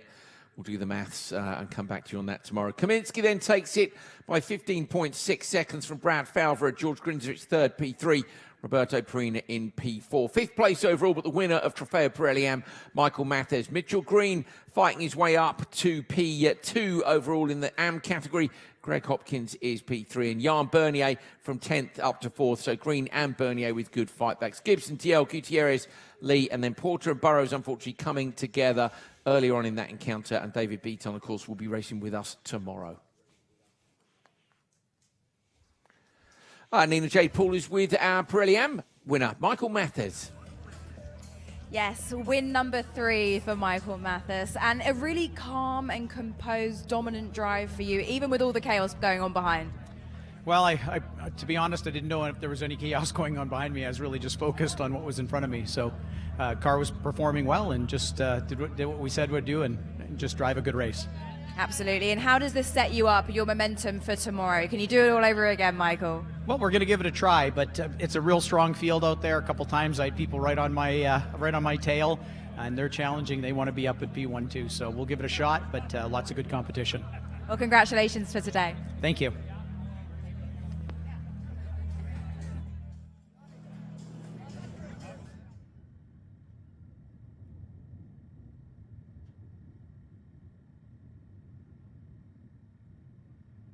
Here are the championship standings then for Pirelli. Johnny Kaminsky at the top, 320 on Roberto Perina's 260. It's a 60-point gap. Just looking back at what it was as we came here, it was a lot less than that. 256 for Brad Falvera, 4 points in it. George Grinzovich only 11 points off P2. So the fight for the podium spots there in Pirelli well and truly still on. Then it's Cook, Franco, Beckman and Beaton. Weisman, Davis, Clark, Falvera and McCarthy, the drivers who've taken part this year in Trofeo Pirelli. So Pirelli Am up next. Mitchell Green, 268, 8 points ahead of Jan Bernier. Kevin Gutierrez moves up to P3. Michael Porter with that DNF drops to P4. Matthew Diel holds position. Greg Hopkins moves up 1. Martin Burrows down 1. Michael Mathes, look, hasn't done the whole season because Mathes is the only driver who came here with 2 wins, and he's at the minute got 3. Everybody else only 1 win each, so it really has been a topsy-turvy year for the Pirelli Am drivers. Very, very competitive indeed.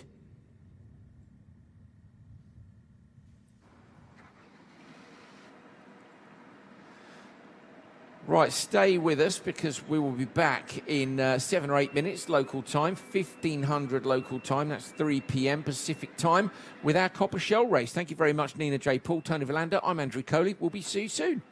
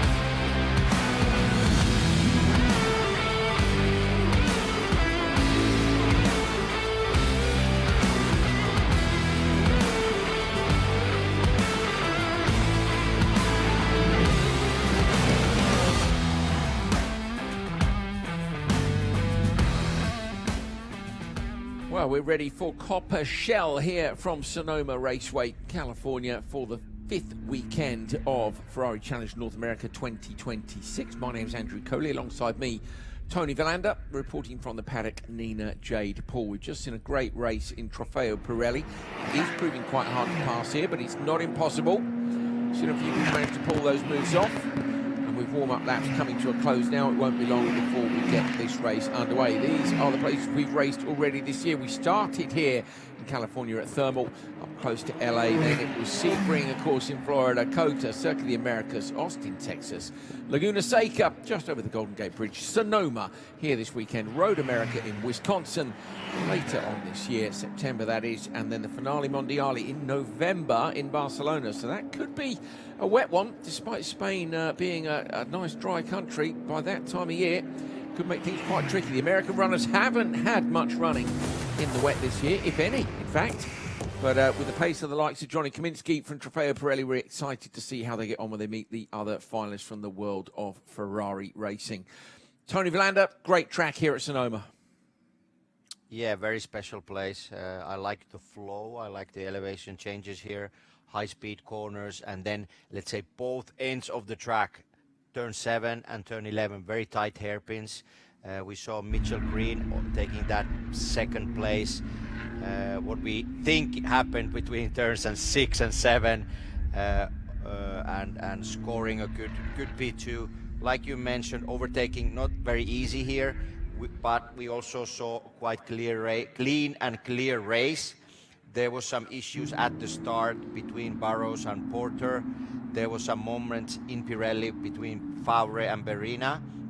And also Gutierrez had a little moment, turn 3, on the opening lap. But apart from that, it was quite clear racing. Little bit of tire wear. We could see that around 13 to 15 minutes to the checkered flag, the tires were giving up a little bit, and the following another car came a bit trickier.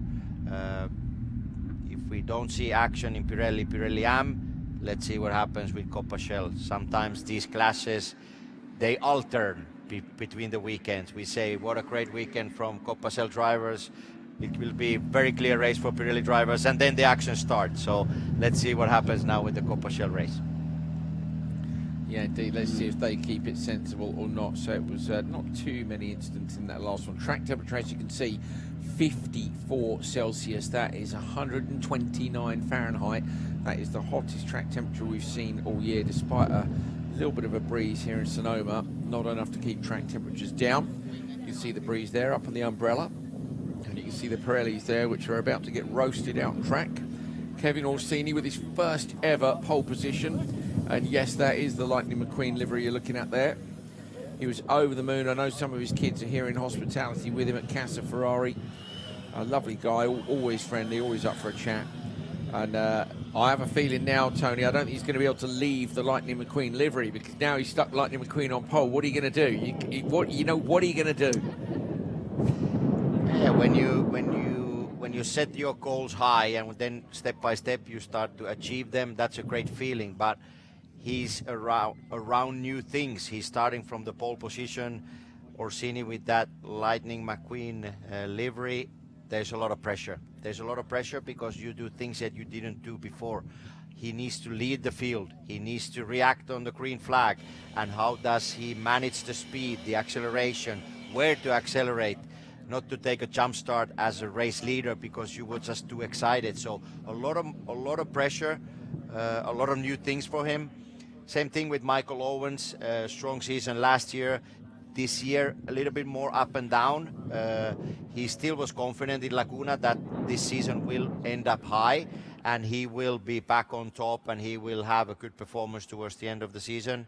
And today's qualifying was a great show of his skills. So not rookies at the front, but drivers with a little bit more pressure, having new things to follow in the race start and opening laps of the race. Here are more new things. Scott Barry in the 187 with the cool livery, black with the gold fleck on it. 127 is Charlie Menard.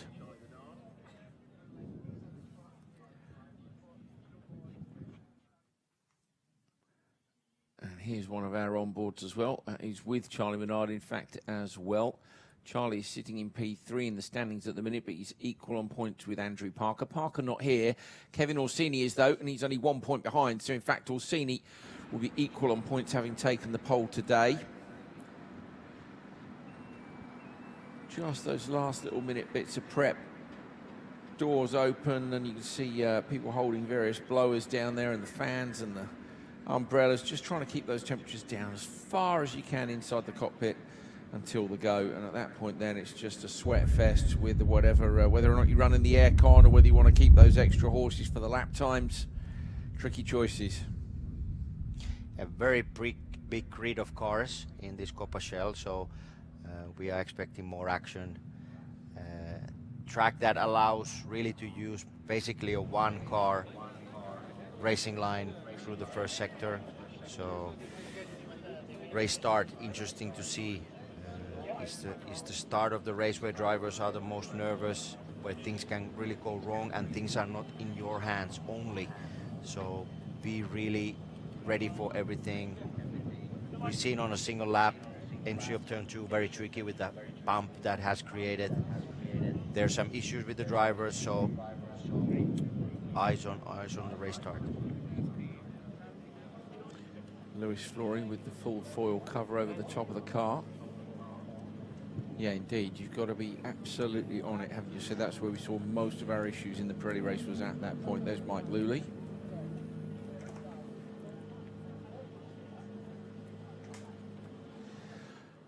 Right, I think we're nearly ready to get things started. Let's head down to our good friend, the third member of the TV trio, Nina Jade Paul.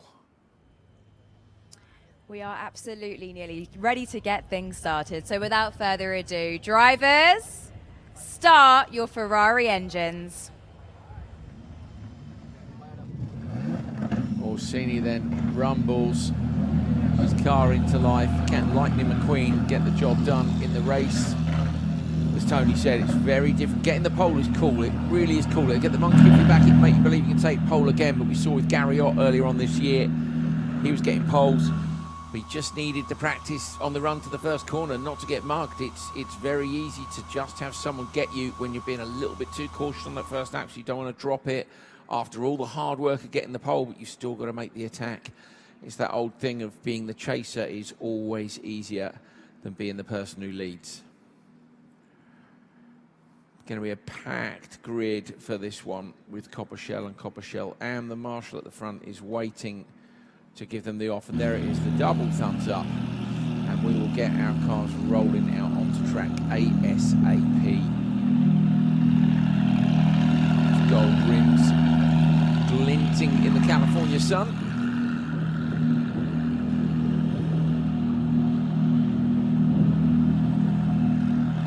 Now time we got this show on the road. There's Nürnberg. You see, had them ready to go, and then he's held them again.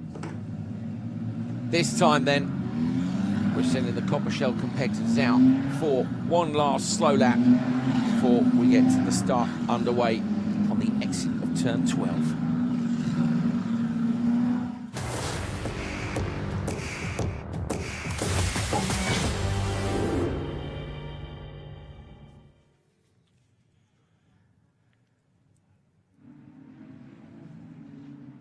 Copper Shell Race 1 from Sonoma, weekend number 5 of Ferrari Challenge North America 2026. Kevin Orsini with his first ever pole position, Michael Owens alongside.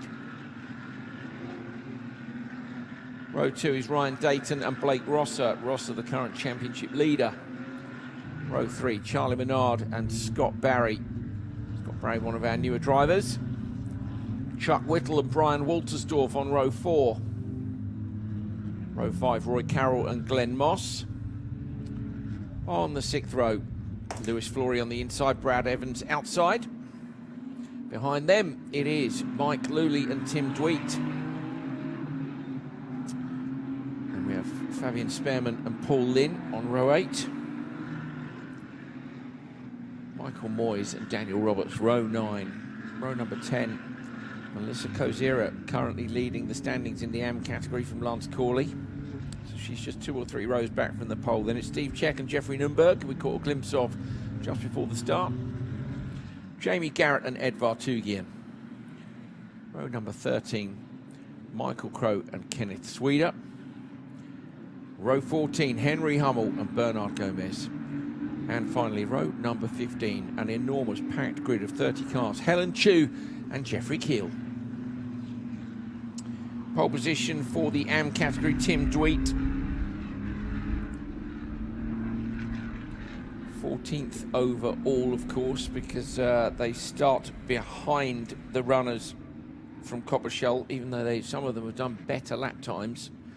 But that's the way it works, so they split the grid up. So this first pack is Coppershell, and the pack behind them, behind a second safety car normally, will be Coppershell AM. You can see actually the Coppershell pack is big enough that some of those drivers are having to make a late charge to get in the stack. So 2 rows all down the grid. You want to be as close as you possibly can.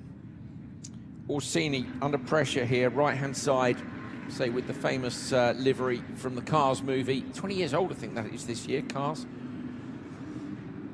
And next to him, Michael Owens. Orsini's run the car out onto dirty track there. Needs to try and keep everything clean and tidy. Gives himself plenty of space. He'll come around this last corner behind them. It is Ryan Dayton and Blake Rosser. There are a lot of red and black Ferraris at the front here, so you'll have to forgive us if this gets hectic. Nicely done. Green flag and away quickly from the pole. Kevin Orsini gets it done. No problem at all. Michael Owens slots into P2. Very sensible stuff so far. Lewis Flory alongside a very similar looking car in the background there. Everybody into a line as they make their way up over the top of the hill. Back now then for Tim Dweet and Fabian Spearman on the front row. Dweet on the right, black and yellow. Spearman red and black. Up through turn 2, can't see what's happening there. Here we can, that's it. So Spearman is in P2. Pressure coming from behind. But no pass made at that point. Jamie Garrett in the middle there with the pink and black. She's got Jeffrey Nunberg having a look around the outside, but she shuts the door on him. And again, everybody cleanly through. Field of 30 cars, very nicely done. But it is Tim Dweet who leads from Fabian Spearman. Yeah, 2 clean starts, apart from the actual leader, Orsini. On the air image, it looked like Orsini accelerated really early, or Michael Owens was just too late. So I didn't have a clear view when the green flag was waved, but Orsini really pulled away quite a big gap to the others. So either he reacted really well, or he might be under investigation. 2 options.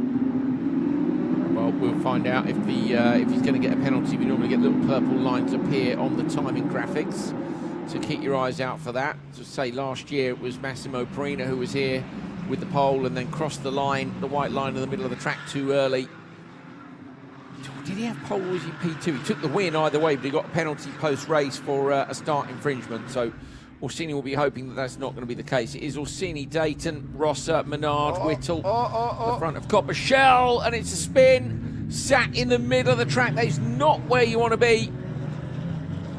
Roy Carroll getting away with it, going dirt tracking to get the car back on track. Nothing worse than sitting broadside in the middle of the road. Pass on the inside here at turn 4. Then through 5 and into the carousel at 6 in the background. You see the cars still coming through turns 1 and 2. That is Lewis Flory with the blue rims. He looks like he's in behind Steve Check to me. No, it's not Check, sorry. There's some gold on the cup. It's not Check. Flory, it looks maybe Walterstorff. Livery's changing during the course of the year. Bit of understeer. No, it's Scott Barry. Waltersdorf's gone behind. It's Scott Barry in the new car with the black and the gold on it that we saw at the start. So he's in P7 at the minute. Flory must have moved up past Waltersdorf. Maybe Waltersdorf was caught up in what happened with Carroll. Either that or Waltersdorf's got ahead of them.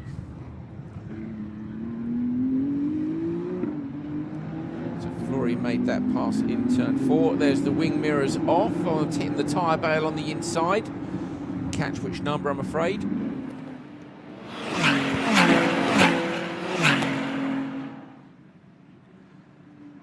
So Orsini, Dayton, Ross are the top 3. Orsini with a 3.3 second gap, Tony.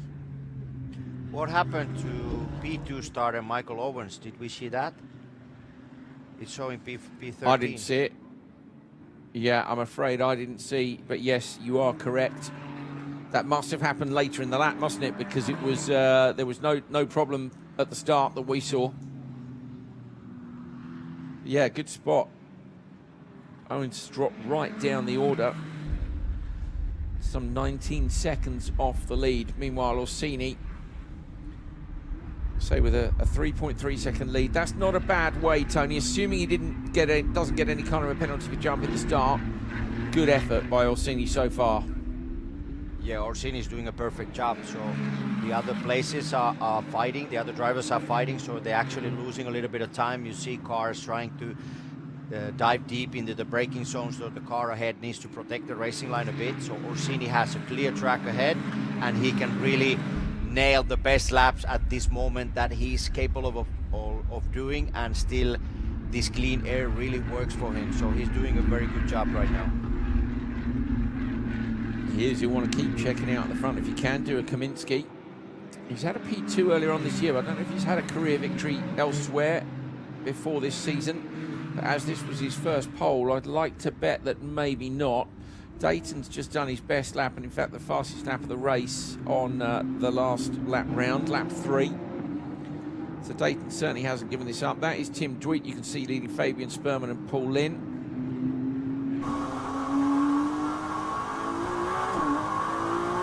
And you're on board now with Tim Dweet, your race leader for Coppershell Am. He comes up through turn 12. There is the checker, and he'll turn into turn 1. Then you lift off, like 6th gear through here.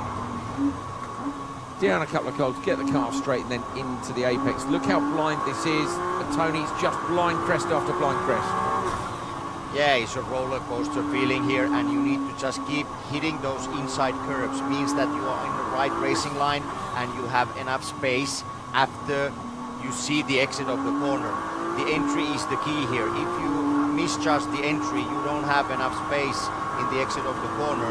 Again here, going to the carousel, you don't see right now where you're going, and just keep the tight line. He's doing a similar racing line like Mitchell Green earlier in the Pirelli race, so very tight in the entry, and I find that the best grip is over there. Running the car very wide in the exit is good, and then here the double right-hander turn 7A, or let's say 7, where you really need to have a good rotation with your race car. After this, the second part of the lap is just change of direction with almost full throttle. There is a little lift. Most of the time you just need to have a good car that there's not too much rear roll that creates understeer instability with the front of the car. So you need a good control, solid front axle here. Dweet. Gap was 1 second on the previous lap.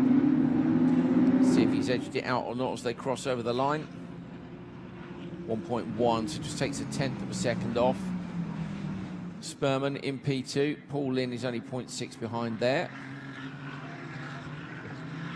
And Moyes Kozira up to P5. Where did Kozira start? Just quickly, Tony. She started in P6, so she's moved up 1 place at least. Championship leader, remember, Kozira. Yeah, good point. I was just about to mention about Melissa. The latest trend we had on this championship, Melissa was always a front runner, a solid pace in qualifying, always in the front 2 rows, most often in the front row of the grid, but this weekend struggling a bit more on this track. So this has opened probably a little bit of chance for others to close the gap, at least in the championship. Melissa very consistent and understands the game of the championship, so not too worried for her, but a little bit of trend change in the pure performance. Absolutely. Ryan Dayton 2.9 off the lead. It had the fastest lap, but that's now gone to Charlie Menard. So Charlie Menard with a 1:33.4 has the fastest lap in Coppershell. That 1 point up for grabs, and the gap to Orsini has come down. Was it 3.3, I think, Tony, 2 laps ago? So it's not over yet, not by a long way. Yeah, but Orsini doing a very good job now, matching the pace of the others, and when you are losing 1/10, you gain the 10th back. You're losing a half a tenth. I'm not too worried. The main idea and the main thing is he doesn't let the gap less than a second. That means then the race is on until he keeps it 2-3 seconds. Keeps doing what he's doing right now. That's good. And then just keep doing and bring the race forward. More than 20 minutes to go, so there is still a lot of laps to do. You want to manage it, don't you? I guess it just depends how comfortable you are. You know, as you say, 1 second. 1 second to me doesn't feel very comfortable, but I guess to someone like you, 1 second is an age.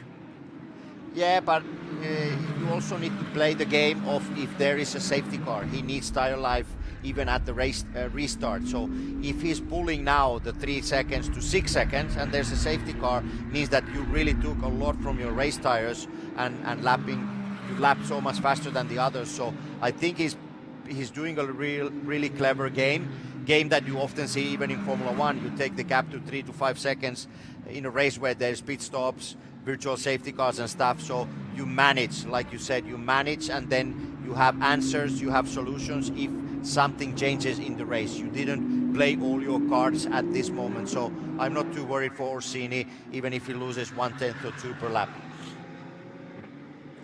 Good stuff.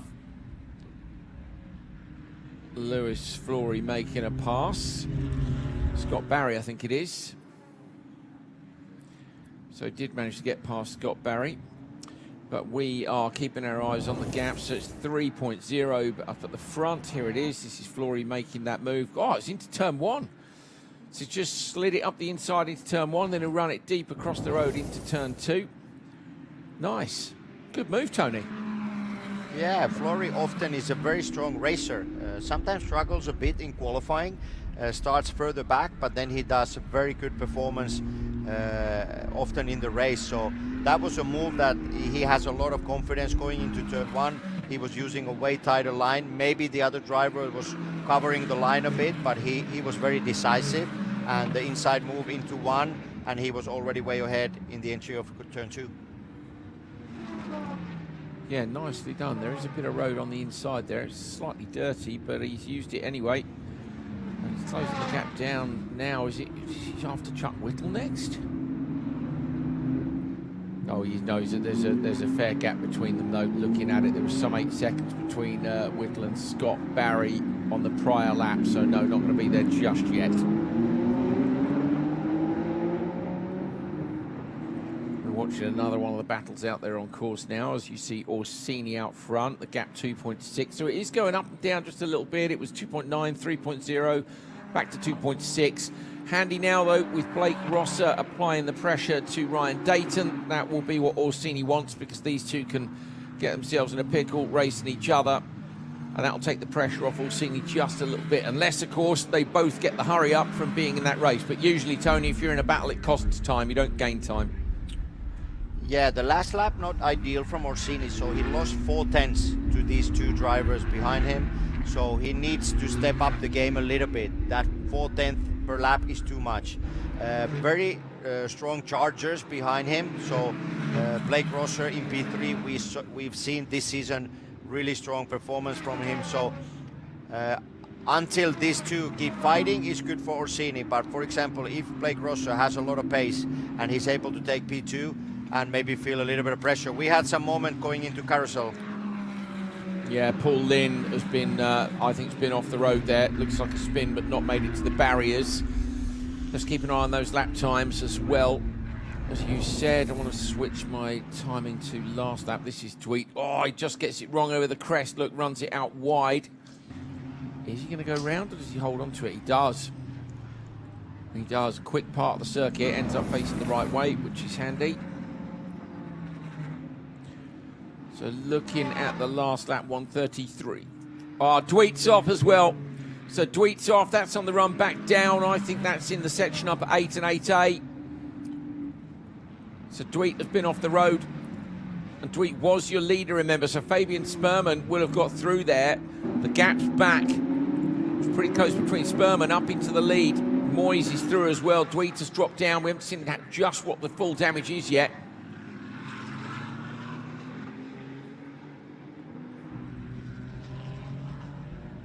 So Sperman and Moyes, 0.2 in between them, as you can see, absolutely nothing in it. Kosira up to P3. Paul Lynn is 4th, Steve Czech 5th. Oh, wow. That's cost him Dweek big time. Look, tumbles down the order to P11. Well, what a shame.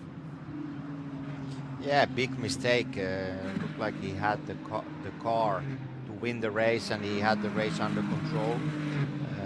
We didn't see yet where he went off. Another car off. Another off. That's Crow who's off this time, down in P14. Well, they're dropping like flies at the minute, Tony, but we are at that midpoint in the race where the tyres start to drop off. Maybe just not accounting for it quite enough, as we see Orsini coming through, still leading. Yeah, I mean, the grip level goes down. You're struggling in braking, but also when you lean on the tires, places like turn 1. And here we see the battle for Copachel Am, where Sperman is under pressure for the race lead. And you see Sperman fighting with the car into turn 11, really wide racing line. And the car behind Moyes is really following closely Sperman and putting pressure on the race leader. Yeah, Michael Moyes closing down big time, 0.4 behind with the fastest lap. And as Tony said, Sperman appears to be struggling a little bit here, but we did just say with all these moments the drivers are having, and bear in mind the Coppershell drivers are not as experienced as those in Trofeo Pirelli. They're maybe not quite coping with the tyre drop-off in the same way. It's all part of the learning curve. You've got to start to figure out when the car's getting loose. And again, another spin.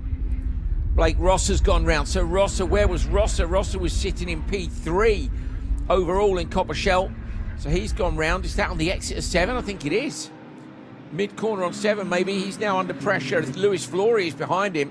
So he's dropped down. He must be in P6 if Flory's behind him, P5. So this is Rosser trying, he gets on the throttle too early, trying to get alongside or defend the position. Ends up dropping it. You saw Whittle go through on the inside with the silver colour car. Tim Dweet's off now. Absolute carnage. So Dweet's been off once already. Wow. It was all going so swimmingly. Right, where is Orsini? Is that Orsini behind Dweet? Let's have a look. It's the gap. It's in between 1 and 2. Tony didn't get the car straightened out before he got, and he's made it to the wall, in fact. Gone in fairly hard. Yeah, he was off the line already before the entry of turn 2. He was on the dirt and he lost the car. Kept asking the car to go to the left to keep it tight before turning into. Here we see the difference of the racing line. Tim Dweet was completely off the racing line, exit of turn 1, and that caused him. The car went loose on the rear because there was no grip from the racetrack. And here we see the difference when there's not enough concentration and to keep hitting those marks. If you just lose one entry, one mid-corner, and you lose the apex with the grip level that is out there, and now actually, yeah, the race leader looks like he's behind Tim Dweet. Yeah, I thought it was. Yeah, he was the early leader. I thought it was Orsini. Yeah. The trouble is now Dweet is going to be. Dweet is going to be feeling all hectic, and he runs himself out wide. But does he realise it's Orsini? I think he has. I reckon the team have been on the radio. Orsini now with a 5-second gap. So you see Lewis Flory passing cars, but to be honest with you, who they are and how many laps down they are, we're not sure after all the carnage we've had in these last couple. There is Blake Rosser, who took the wing mirror off. It must have been Rosser that took the wing mirror off on lap 1 in turn 11. We saw somebody hit the tyre stack on the inside. So Rosser trying to find a way past. Where is Rosser? Looking down the timing screen. He's P6, and Flory ran wide now. Just gets back to the line. Yeah, good race from Flory so far. He's taking a full advantage of the other cars making mistakes, and he has had a good performance, good solid pace. Blake Rosser in turn 7, we saw earlier our championship leader, he was just offline trying to go on throttle, and there's no grip, so he ended up spinning and lost a lot of places. Still pressure and here again, as well for the leader. Yeah, again the Fabian Sperman fight here in Copachel. Lewis Flory, look, up 6 positions, down 8, Michael Owens. Just looking at who's the biggest winners and losers in terms of position. Kevin Orsini, look, one of only 2 drivers who hasn't moved position. The pole sitter getting away. We haven't seen anything in terms of penalties on screen, so maybe Orsini was bang on the money and it was Owens who was sleeping at the start. Look at Spurman gets away from Moyes big time on the run into and out of 7.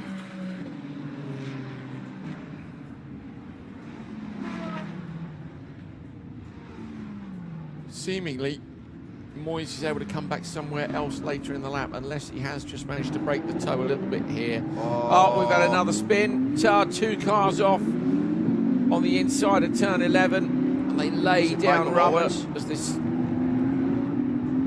Let's have a look at the replay of this one. Not sure who it was. Is it Michael Owens?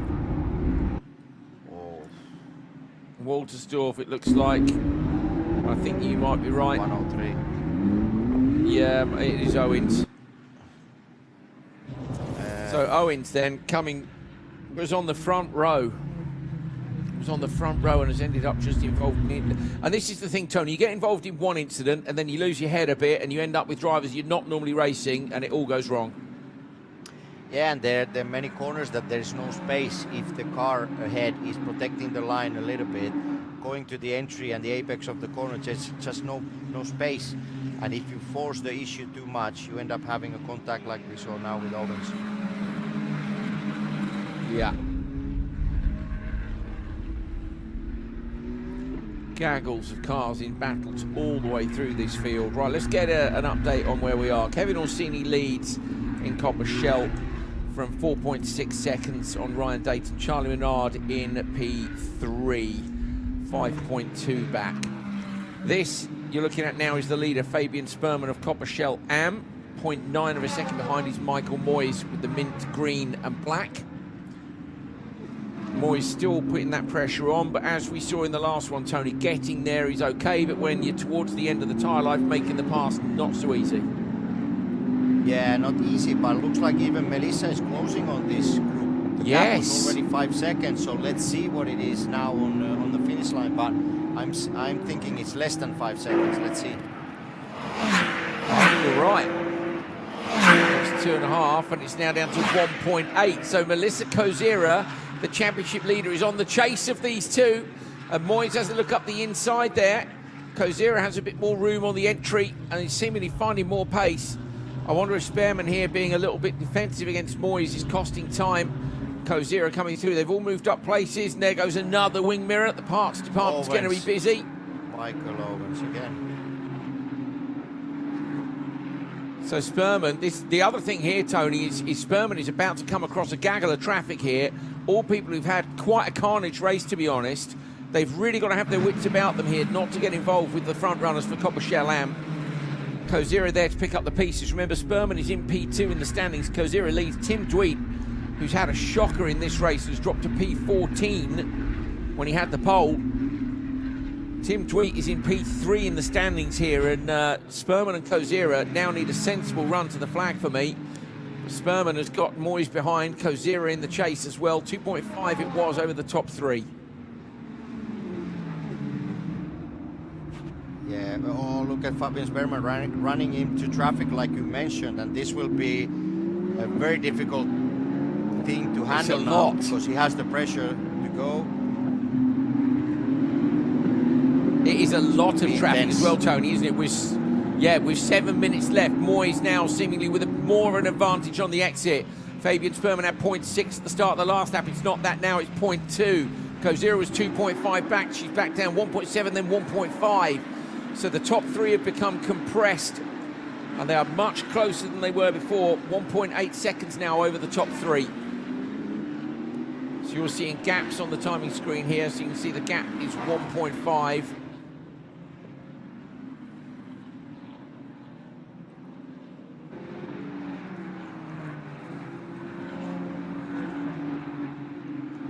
Michael Owens has been given a drive-through penalty to add to the misery. So Owens from the front row as I say, has been involved in all sorts in this one, unfortunately for him, and has now been given a drive-through penalty to add to it. I think day one at Sonoma will not be his favourite day of the year. Kozira continues to close up. Sperman continues to catch the traffic in front. Tony, we've got 6.5 minutes left. There's a lot to play out here yet. Yeah, Fabian Sperman has had a season with a lot of speed, but some unfortunate situations, some race starts where he's been on the front row even as a pole sitter, and then things didn't go well. Coda at the start, so he's been under pressure now for the most of the race. And now the other thing to add is the traffic they are approaching. So there's cars, there's lapped cars, or cars that are not in the category that he needs to be very decisive, but at the same time not to do mistakes. Moyes almost to the wall there, avoiding the car in the background. Kozira may have, well, it's only 1.5 now, so it's 2 seconds across them, a couple of tenths more. The gap that Kozira hasn't got through, and she's going to have to be really decisive. Having said that, as championship leader, I could understand her taking a more cautious approach. Still the pressure from Moyes, 0.5 back. Still Sperman is finding a way through the traffic. Really having to thread the needle here. It's unusual to see this much lap traffic. It isn't a short circuit, but it is a big field of cars. There are 30 cars, I say. We've had people spinning off, and all sorts has gone on in this one.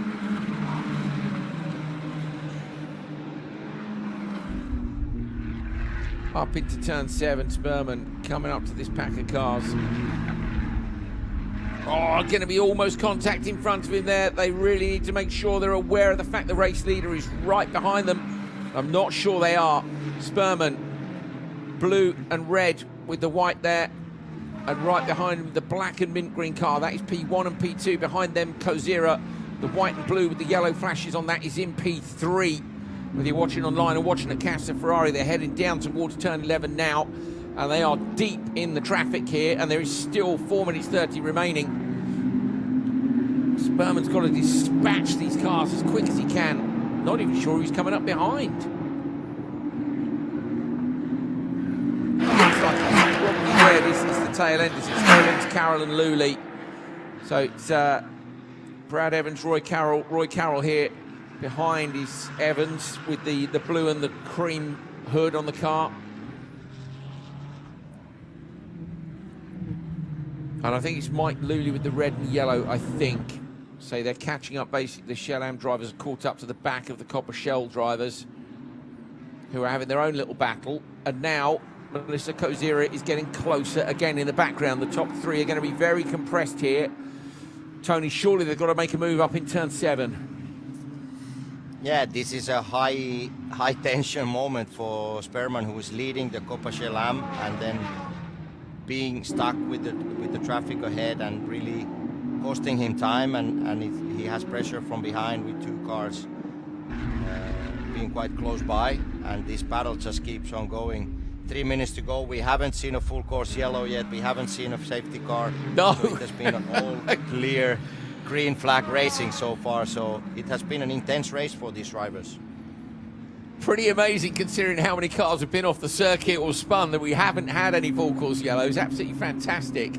And you saw there as well Lewis Flory making a pass on Tim Dweet, having just got the fastest lap of the race as well. So Lewis Flory going nicely.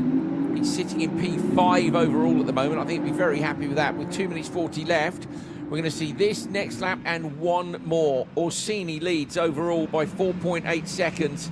And then it's a further couple of seconds back to Charlie Menard. So it's Dayton P2, Menard in P3. Sperman made a mistake. Brilliant battle.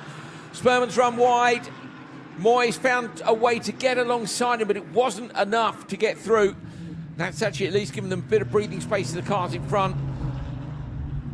Melissa Kozira is now within a second. So there we are, 3 cars within 1 second with a lap and a half to go. Yes, Sperman made a mistake, exit of turn 1. Similar thing that we saw from Tim Dweet being offline. There's not enough grip, and when you're trying to brake, slow down for turn 2, the car just doesn't respond in the normal way. And Fabian was lucky enough to stop the car, and the other driver tried to go around him. So Moyes tried to go around Fabian Sperman, so they were almost on the collision course in the exit of turn 2, and this battle continues. It does indeed. Melissa Kozira, the championship leader, there to pick up the pieces. But as we said once earlier on, I think if she's feeling sensible, she might just bank the points here. She knows Sperman's just one place, two places in front. I suppose that, I mean, in terms of points, how far up is she?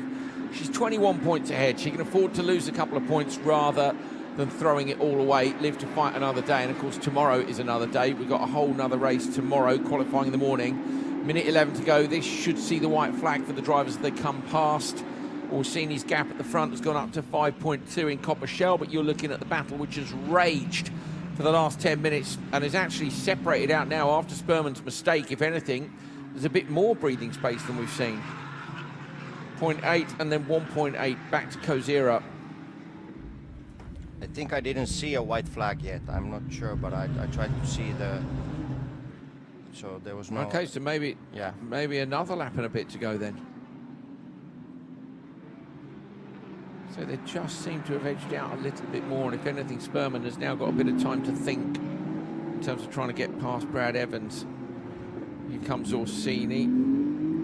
So this will be white flag. Of course, look at that. He's nearly 2/3 of a lap ahead. So this will be white flag for the leaders of Copper Shell. There it is. So final lap. Everybody else still to cross the line onto their final encounter.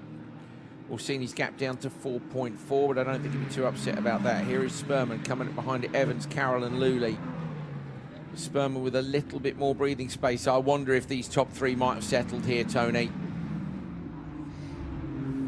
Yeah, but let's see. Sperman is really close to the other cars ahead that are not in the category. So yes, you can find the mirror, you can see the mirrors, you can see that there's less pressure, but he's still on it. So last lap, and now he just needs to bring it home.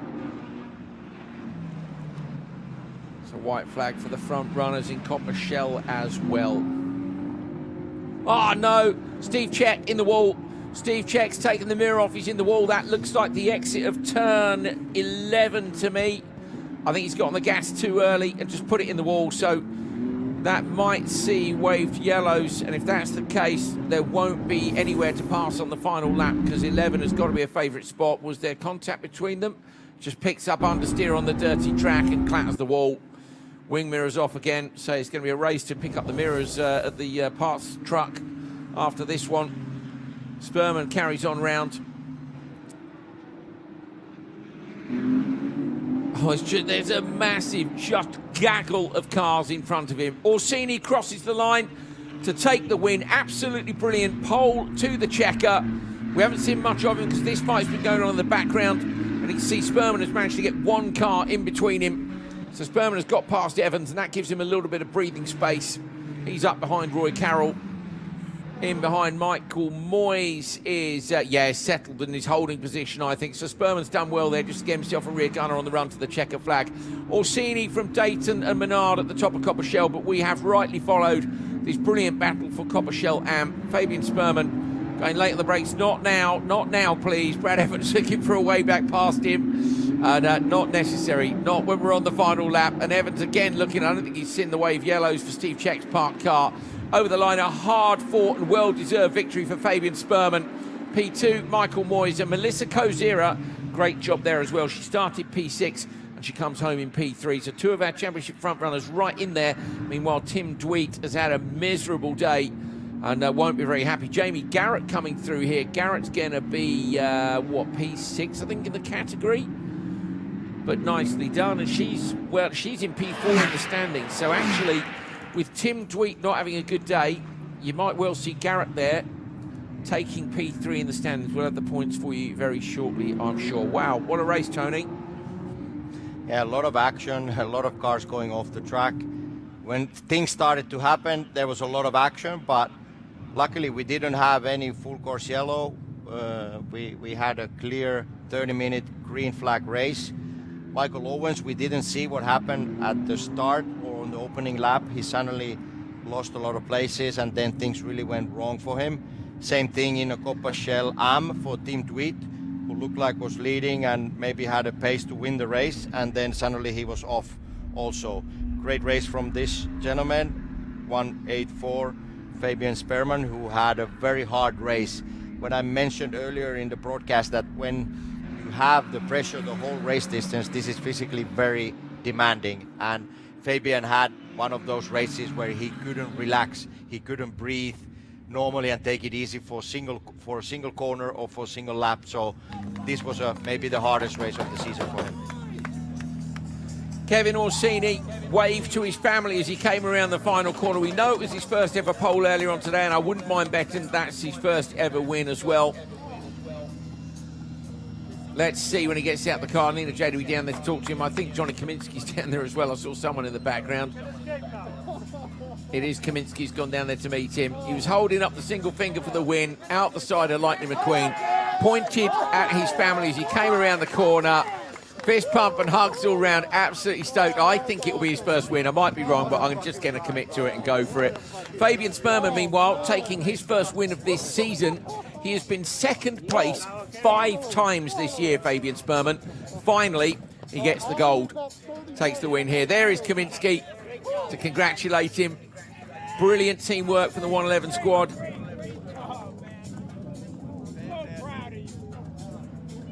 Oh, how lovely. So proud of you. And in comes Sperman in the background, as you say, 5 P2s. Finally gets the P1. Michael Moyes takes second place, but watch out here for Melissa Kozira coming in P3, because it's her that's in the championship fight with Fabian Sperman here. Melissa this year has taken 3 wins, I think. A P2 and a P3. So they're right in the mix here. And I think that's a good drive from Kozira. She was really unlucky last time. She was scything through the field at Laguna Seca, kept making passes in the final corner, and then unfortunately there was a bit of contact that took her out. I did feel for her because it was a fighting performance, but she's got to get back the qualifying form that we saw from her earlier on in the year. She had pole positions at Sebring and Kota, and she doesn't want to be fighting back. But yes, you can see from Kozira's attitude in the background that she's very happy with that result as well, and rightly so. Yes, here come the boys, banging on the hood. Fabian Sperman, they'll know it's been 5 times P2. Now it's the win. He climbs out the car. I think it's going to be some very hot racing drives down there. Yeah, go on, Fabian. Good stuff. Met his family as well last time out at Laguna Seca, and they're a lovely bunch. They really are. Don't know who'll be with him this weekend. I think they're based in Miami, if I remember correctly.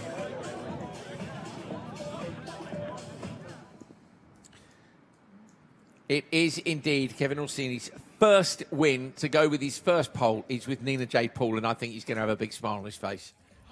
That was something. Kevin, congratulations. We saw the celebrations with you and your team, your first ever victory. And you told me just before it's your 3rd time visiting this track. 3rd time lucky. Yeah, no, it's amazing. My first time ever seeing Ferrari Challenge was when I came here to buy some gear when I first got into racing. Some teams were testing here, and I thought to myself, my God, I'll never be able to do that. And now I came here and won a race, so it feels great. My team, my coaches, my family, love it. Number 1, baby, number 1. Kevin, can you do it again tomorrow?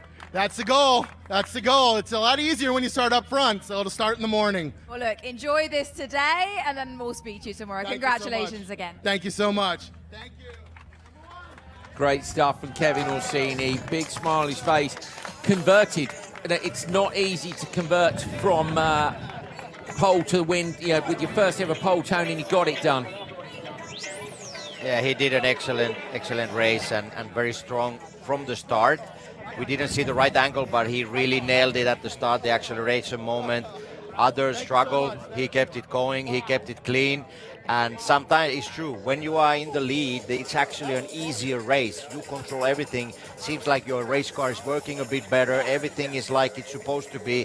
When you fight the whole race in traffic, it's more of a battle, more of a struggle. So I think he got that winning feeling. So let's see what happens from here onwards with Orsini. You said before, didn't you, it can be that 1 win, 1 pole opens the floodgates. He got the pole, he converted it to a win. And if the confidence comes with that, then I think he could be... we could see the Orsini Lightning McQueen steamroller for the rest of the season. Let's see what happens. Fabian Sperman will be over the moon, I am sure. I saw him with his Argentine flag out. And he's with Nina J. Paul now. Fabian, in front of your team, your friends, your family. Team Fabian. That was not an easy race, Fabian. You sustained pressure throughout the entirety of that race. Talk us through how good this win feels. They made me work. Made me work hard. Do at the beginning on him later. I mean, it was a really full race. No safety car. There was was really a tough race. But I'm glad I made it. You did it, and you got a great haul of championship points for your championship charge as well.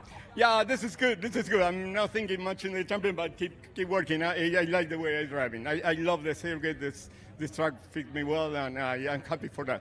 Well, you've been incredibly consistent this season. You've got a win under your belt in front of your friends and family. Congratulations, Fabian. Thank you. Enjoy. Fabian Sperman looks super fit, so maybe his championship campaign from the first win of the season, but he's either on bicycle or he's in the gym. Well done and great performance from Fabian. No sweat after the race. Well spotted, Tony. No, it's amazing, especially in these conditions. It is very, very hot. But I love to see the family support there. I say they're always sitting on a big table together in Casa Ferrari, having a great time, and I think we party time.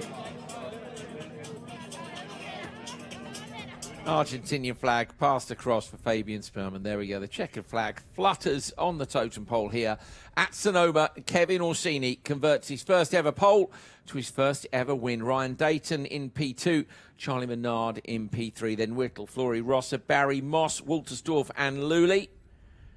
That's your top 10. Further down the order, Roy Carroll, Fabian Sperman, P12 overall, but the winner of Copper Shell Am, then Brad Evans 13th, then Moyes and Kozera so close over those last couple of laps. Absolutely brilliant. Paul Lynn, Nürnberg, Roberts, Jamie Garrett, P19.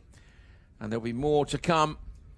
Corley, Vartugian, Hummel, Swede, Crow, but Tim Dweet a long way down. Michael Owens a long way down. Gomez and Chu in there, but a couple of people really lost out in this one, Tony. Yeah, but Flory needs to qualify better tomorrow. He has the fastest time of the race, fastest lap time today. Yeah. But he started way back, so he needs a strong qualifying tomorrow morning. He does indeed. We are going to do this all again tomorrow. It'll be the Copper Shell race first, followed by Trofeo Pirelli. It'll be the same order for qualifying as well. So Blake Rosser, championship leader, and he's now towards up 36 points up on Chuck Whittle. Chuck Whittle in P2 moves up a place. Kevin Orsini up a place. Menard drops down 2. Owens holds position. Flory up 1 with a good position. Good performance today. Andrew Parker not here this weekend. Ryan Dayton and yeah, the rest. Joel Rose, Carol Borgio, Evans, Ott, Moss and Lully down to P15.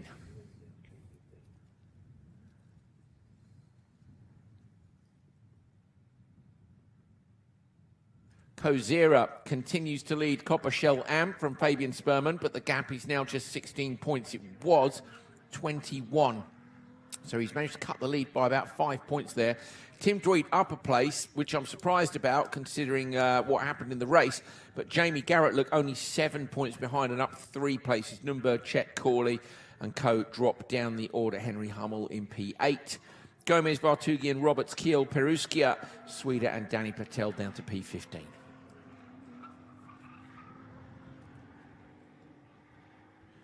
Moyes, Chu, Lennon and Co. There we are then. Day 1 at Sonoma done. Weekend number 5 of Ferrari Challenge 2026 for North America. So we're going to do it all again tomorrow. Still got podiums to come shortly as well if you are staying with us. Lovely breeze. The hills looking very much less green than they did last year, say when we came in the springtime. In the heart of summer, it is looking very dry indeed here at Sonoma. But it's provided some great racing as always. 3 roller coasters in a row, 2 of them either side of the Golden Gate Bridge, and 1 a couple of states away.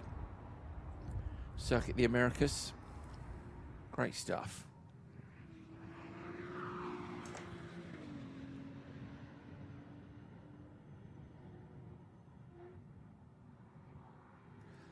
Well, stay with us. We will have the podiums coming very shortly indeed, but do stay with us. My thanks to Tony Verlander and Nina J. Paul. But stick around if you'd like to see the podiums. We won't be long.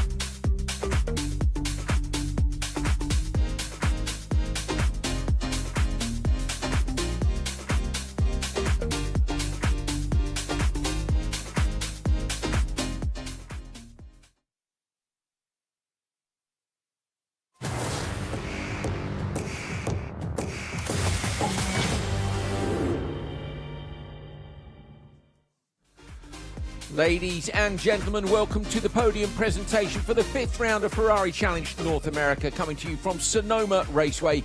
Delighted to have you all along. We're ready to get started and bring out our first podium of the day. So we will begin with the presentation for the winners of the 296 Ferrari Challenge Trofeo Pirelli class. Please give it up in third place, George Grinzovich III.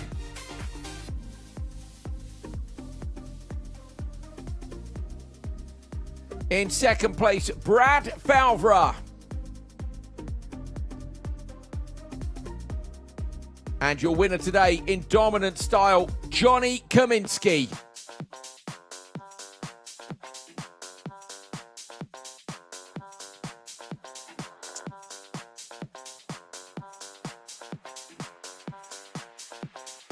Let's please now remove our hats for the winner's national anthem.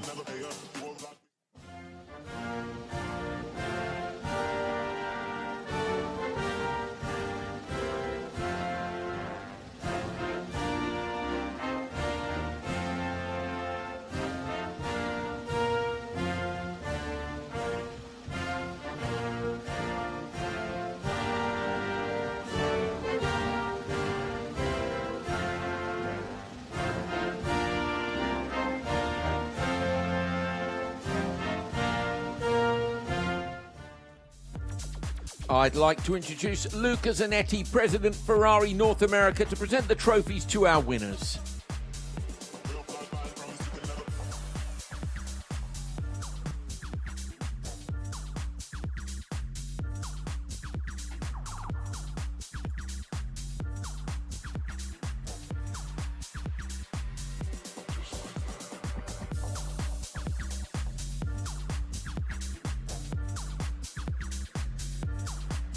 We'd also like to invite Lydia Mariani, Pirelli Motorsport Commercial Manager from our partners at Pirelli, to present the Pirelli Award to our winner.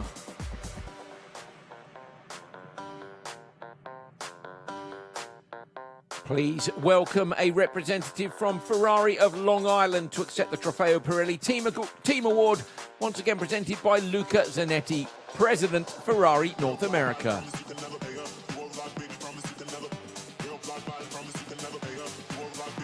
Congratulations everyone today. Get those trophies held up high for the photos, please. And then trophies down, you know what to do. It is time for the champagne.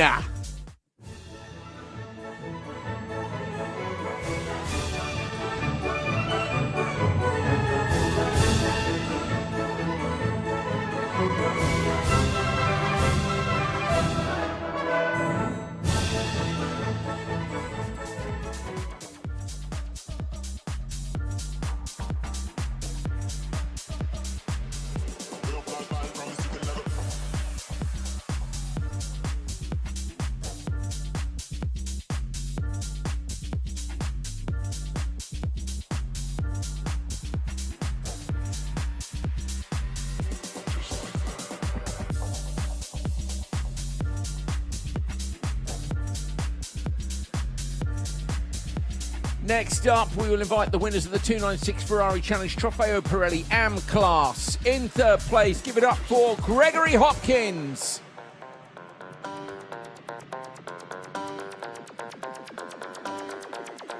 In second place, it is your championship leader, Mitchell Green. But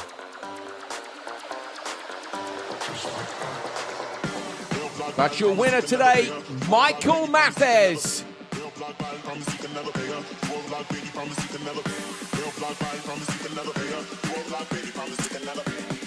Please now, ladies and gentlemen, remove your hats for the winner's national anthem.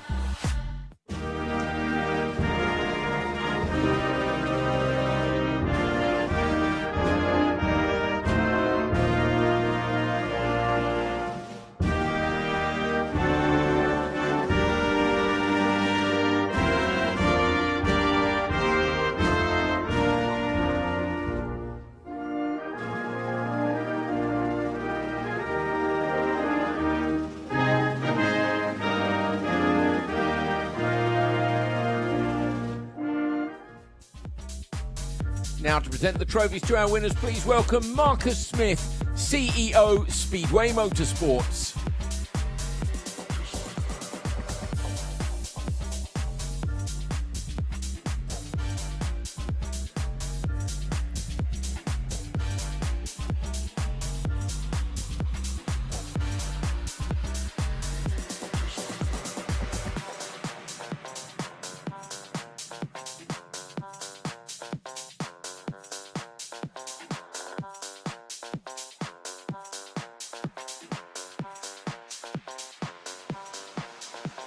We'd also like to invite Lucio Vagani, Pirelli Motorsport Manager from our partners at Pirelli, to present the Pirelli Award to our winner.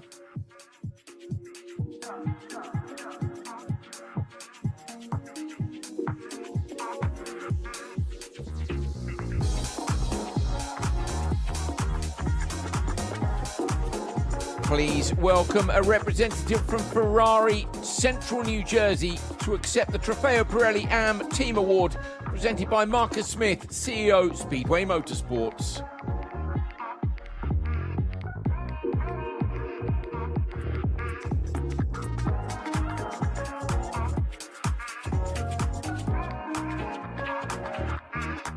Congratulations, everyone. Please hold those trophies up for the photos.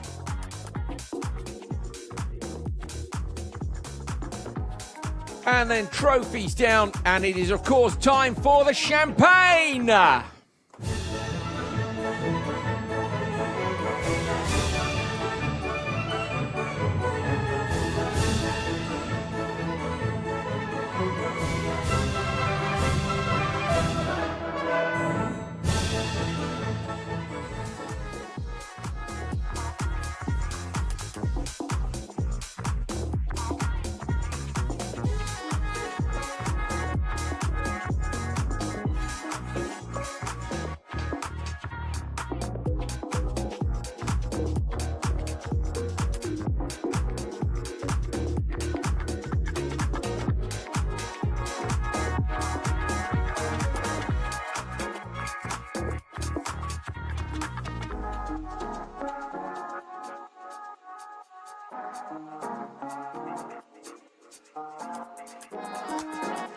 Next up, we'd like to invite the winners of the 296 Ferrari Challenge Copper Shell category. So please give it up in P3, Charlie Menard.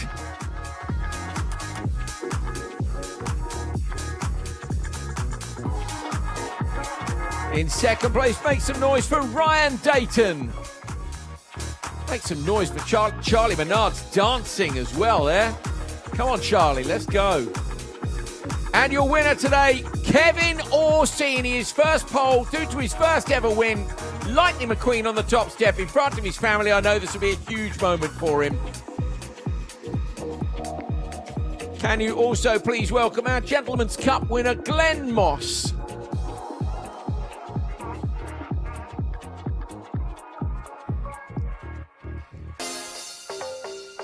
And now please remove your hats for our winner's national anthem.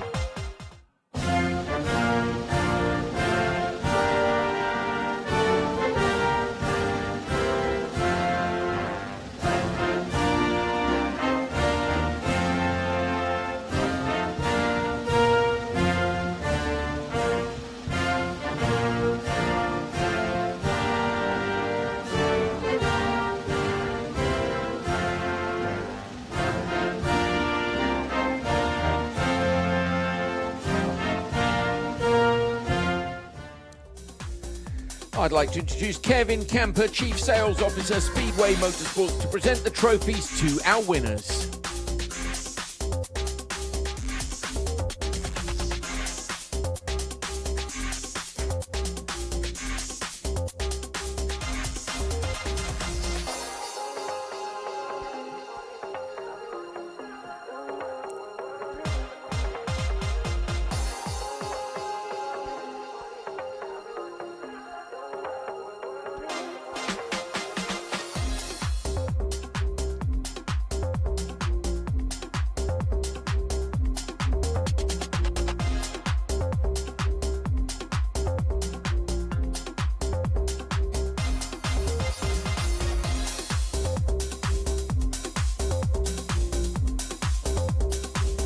Please now welcome a representative from Wide World Ferrari to accept the Copper Shell Team Award, once again presented by Kevin Camper, Chief Sales Officer, Speedway Motorsports.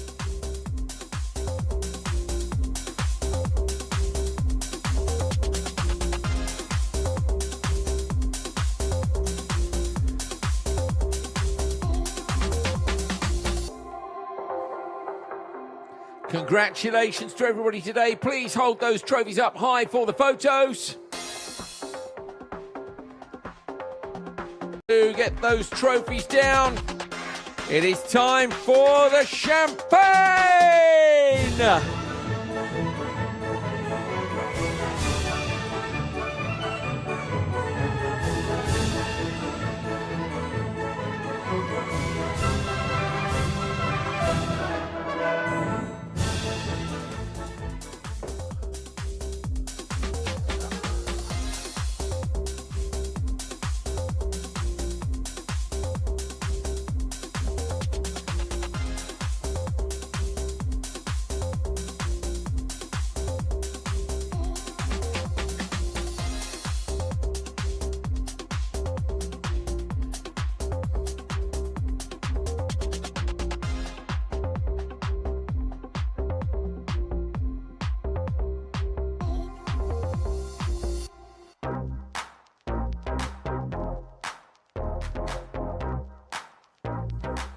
On then to our final podium celebration.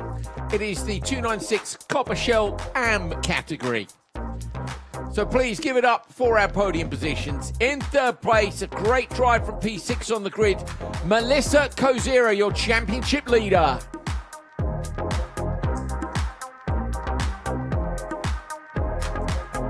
In second place, it's Michael Moyes.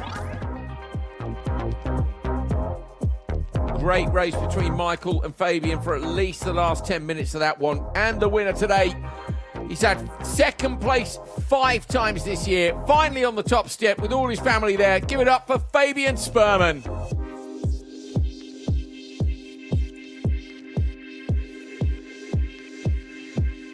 Please give another round of applause for our Ladies' Cup winner already on the podium, Melissa Kozira. And please welcome our Gentleman's Cup winner, Lance Corley.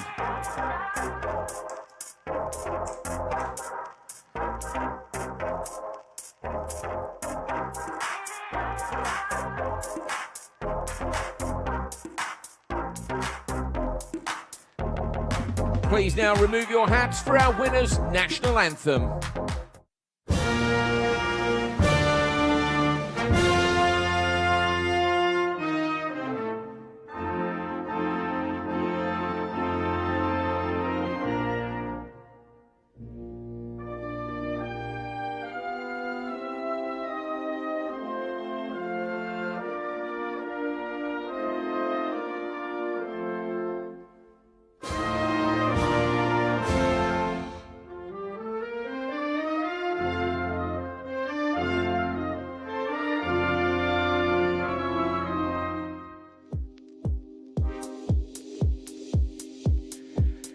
I would now like to introduce Robert Shea, FIA Chief Financial Officer, to present the trophies to our winners.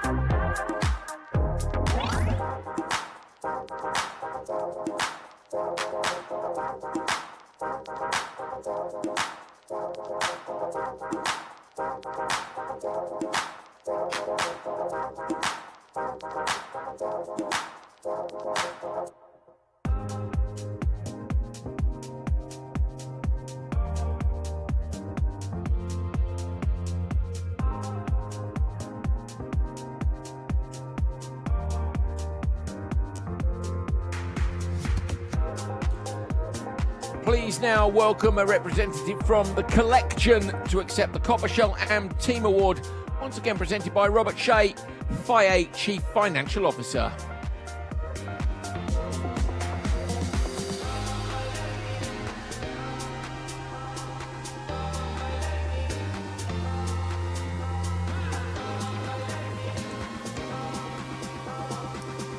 Congratulations, everyone. Please hold those trophies up for the photos. Trophies up. Come on, for the pictures. Come on now, one last time. That's it, Fabian. Come on. Top step of the podium. Make the most of it. Congratulations, everybody. Trophies down. You know what to do. it is time for the champagne!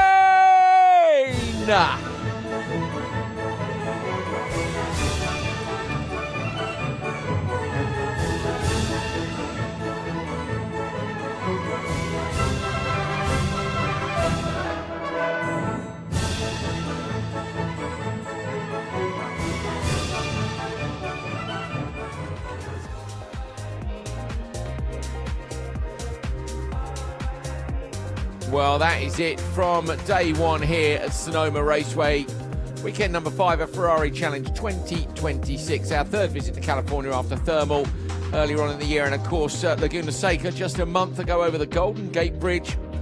3-hour truck up the road. A little bit further for the teams to go next time out to Wisconsin, but nowhere for them to go overnight. We are waiting, of course, to do the same again tomorrow. That's got to be family, hasn't it, for Melissa Kozira, surely? If it's not, then it's a couple of youngsters who I hope are feeling fully inspired by her brilliant performances. I say championship leader, very much in the fight. Great job today to drag herself from P6 and get amongst it. There is the fantastic prancing horse logo down in the Ferrari corral just by the podium area. If you're along at these events, you can get to all these cars on the podium and come and be a big part of the celebration. There it is. Look at that wonderful backdrop. The Ferrari racing truck over on the left-hand side. Always a brilliant atmosphere at these events. Thank you so much for joining us today. We are going to do the same again tomorrow, so make sure you join us in the morning 09:30 Pacific time when we're going to do the qualifying for day 2, round 5 Ferrari Challenge North America. See you then.